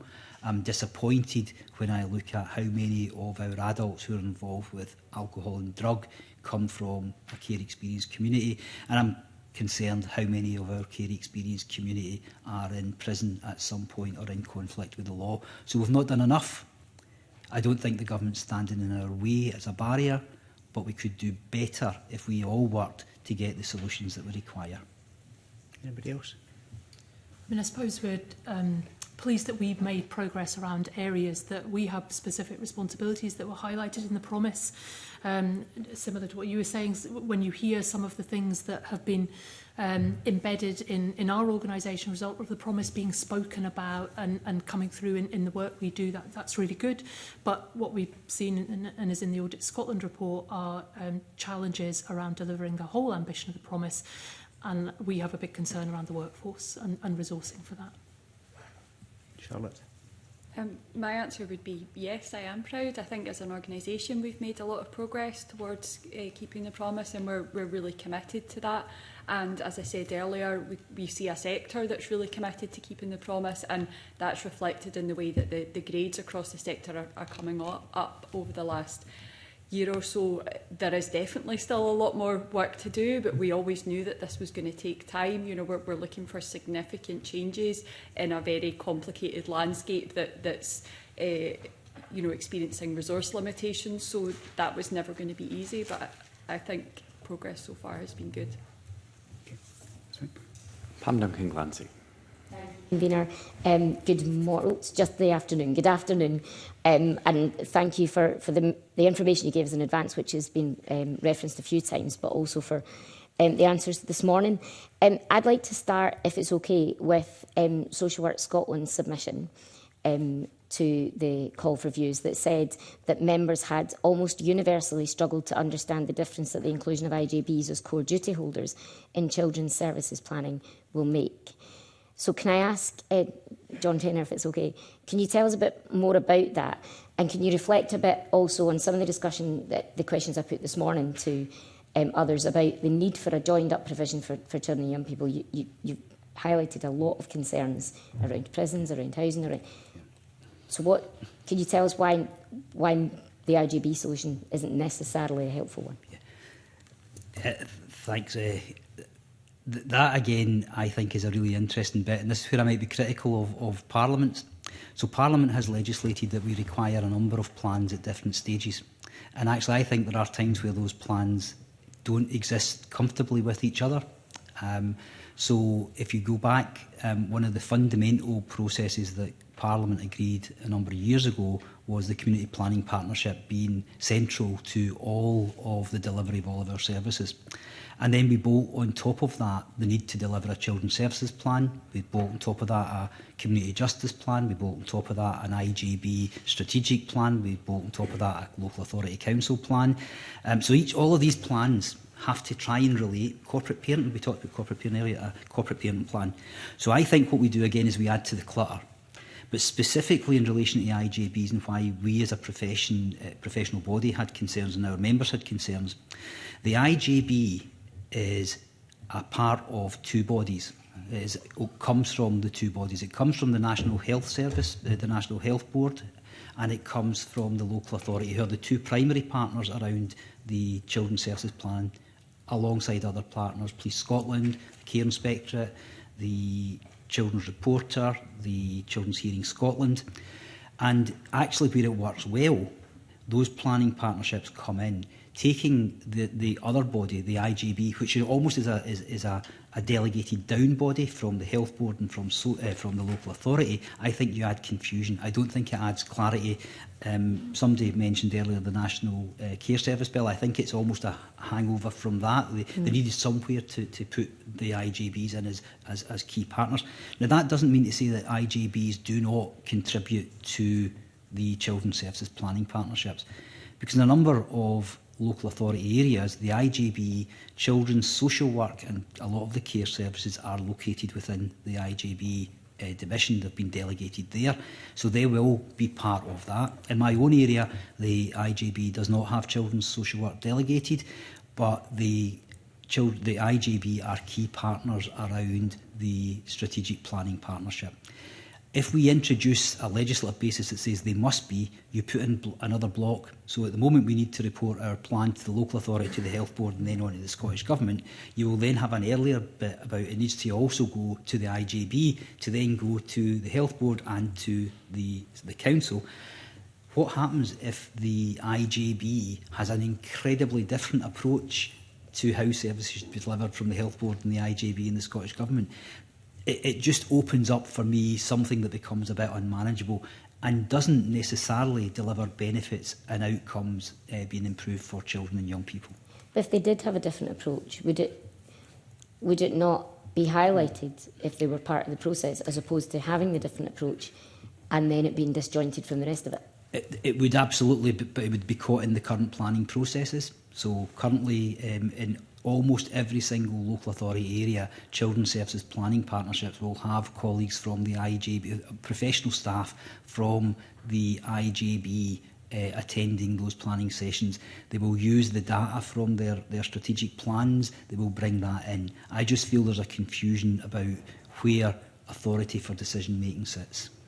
And what would you do differently then, so that the system was planning more coherently and working in a more joined-up way for the children and young people that it's there to serve?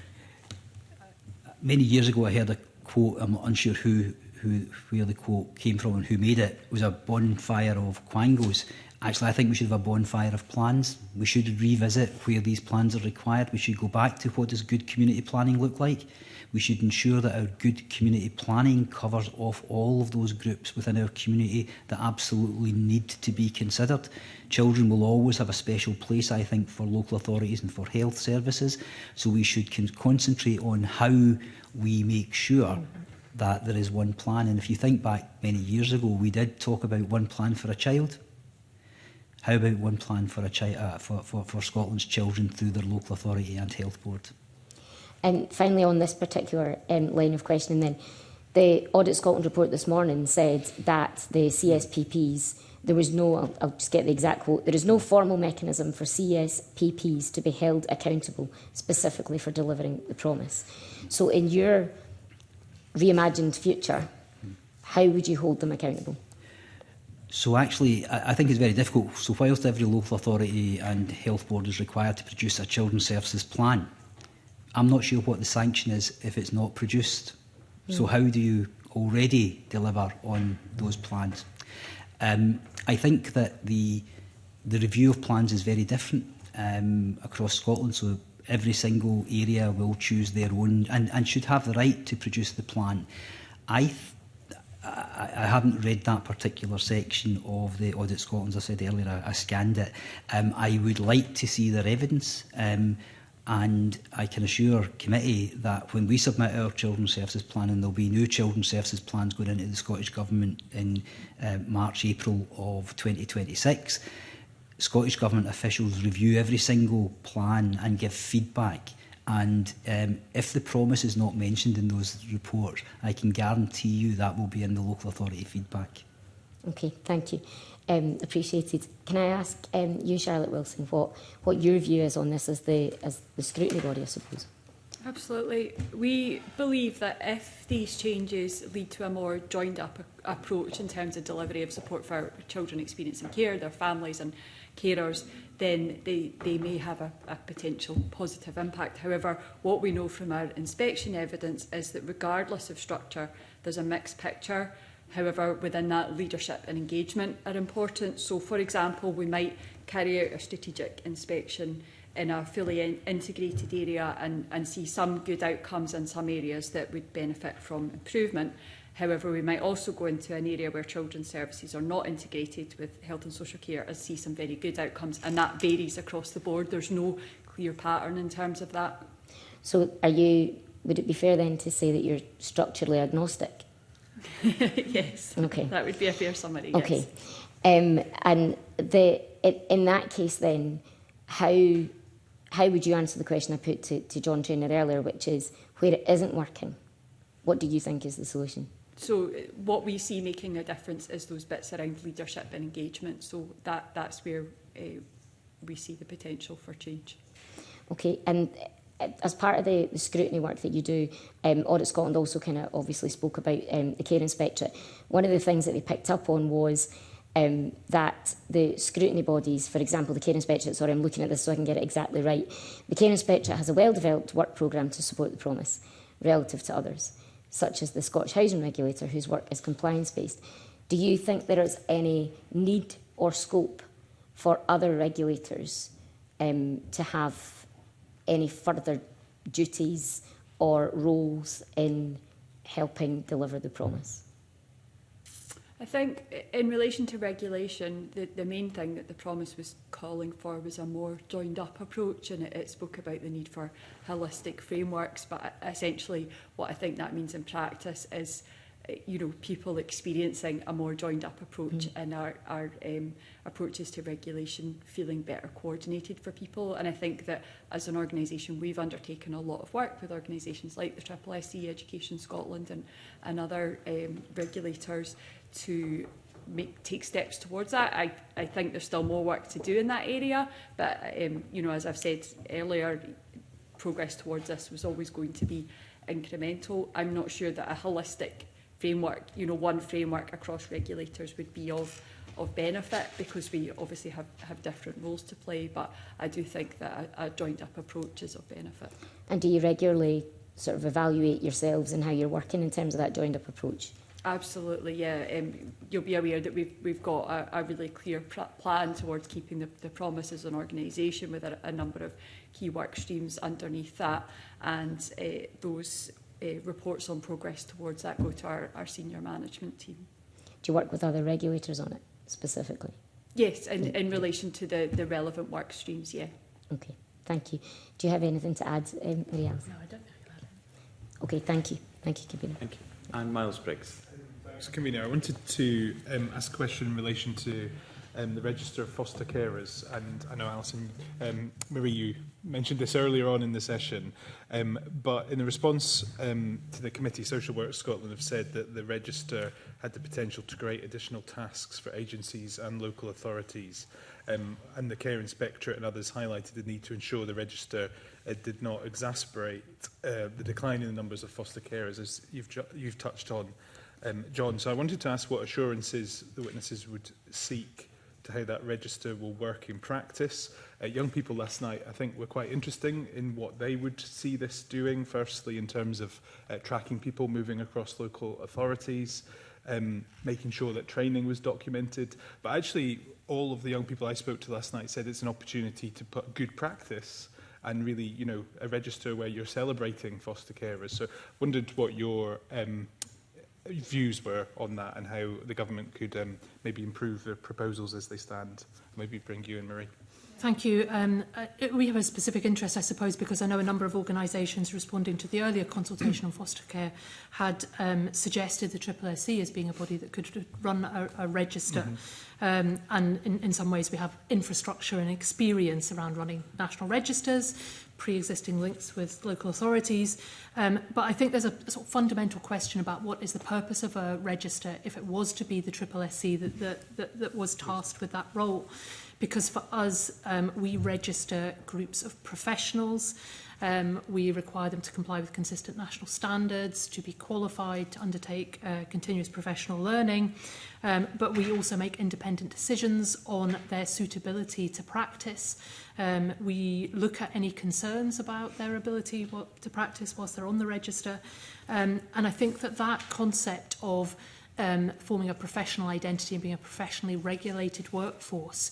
I think there were differing views amongst foster carers about that. I mean, we've certainly had strong representations from, for example, the Independent Workers of Great Britain Union, some foster carers with them who very much want SSSC registration. They want to be viewed as a professional workforce, and the benefits that come with that around consistent qualifications and learning, and indeed independent decisions around suitability are something they very much want.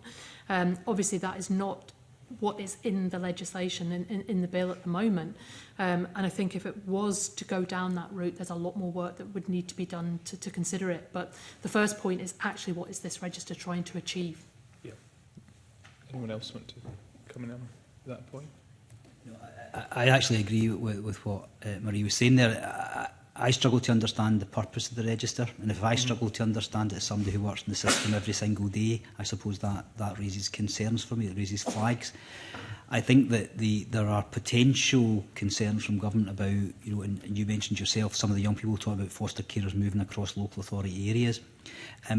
I mentioned how incredibly challenging it is to be approved as a foster carer. So although we've got a national shortage, the standards that are applied in terms of preparation and consideration, safeguarding checks, references are all undertaken. And that includes if a foster carer is approved by Renfrewshire and then we deregister that foster carer and they move to another local authority area or an independent fostering agency, that independent fostering agency would say, this person lives in Renfrewshire. Is there any information with Renfrewshire Council Social Work Service about this individual which should support or negate their ability to continue as a foster carer? So we already have a number of safeguards in place. I think that would just be in a local authority, though. But that would include Disclosure Scotland. It would include police references. You know, it includes references. So you actually have all those. So every person who asks, irrespective of where they come from. So we operate in my local area that we will recruit foster carers from within Renfrewshire and from within our neighbouring areas to a boundary of about 25 miles. And that's because we recognise that some of our outlying areas, actually the village in the next local authority is much more of a neighbour than Paisley-centric. So we have that opportunity. So we will always conduct, as part of that process, every single local authority, every single independent provider of foster care in Scotland will ask the question of the home address. Do you know? Are there concerns? They will seek Disclosure Scotland checks. They will check whether or not there are risks or dangers there. And those local authority checks look at alcohol, drugs, child protection, all of those types of things. And then you also have the references, so there's a really high level of scrutiny. I don't think the National Register adds to that. It doesn't add for me additional protections. So I remain a bit confused as to the full purpose. And again, it's one of those bits where if we had had different dialogue with government, we might understand it better. Yeah, that's very helpful. Thank you. Thanks. Thank you very much. That concludes our deliberations on this bill for today. Thank you for your time, your answers and your evidence. It is very much appreciated. And that also concludes the public part of our proceedings, and the committee will now move into private session to consider its final agenda item, and I briefly suspend this meeting.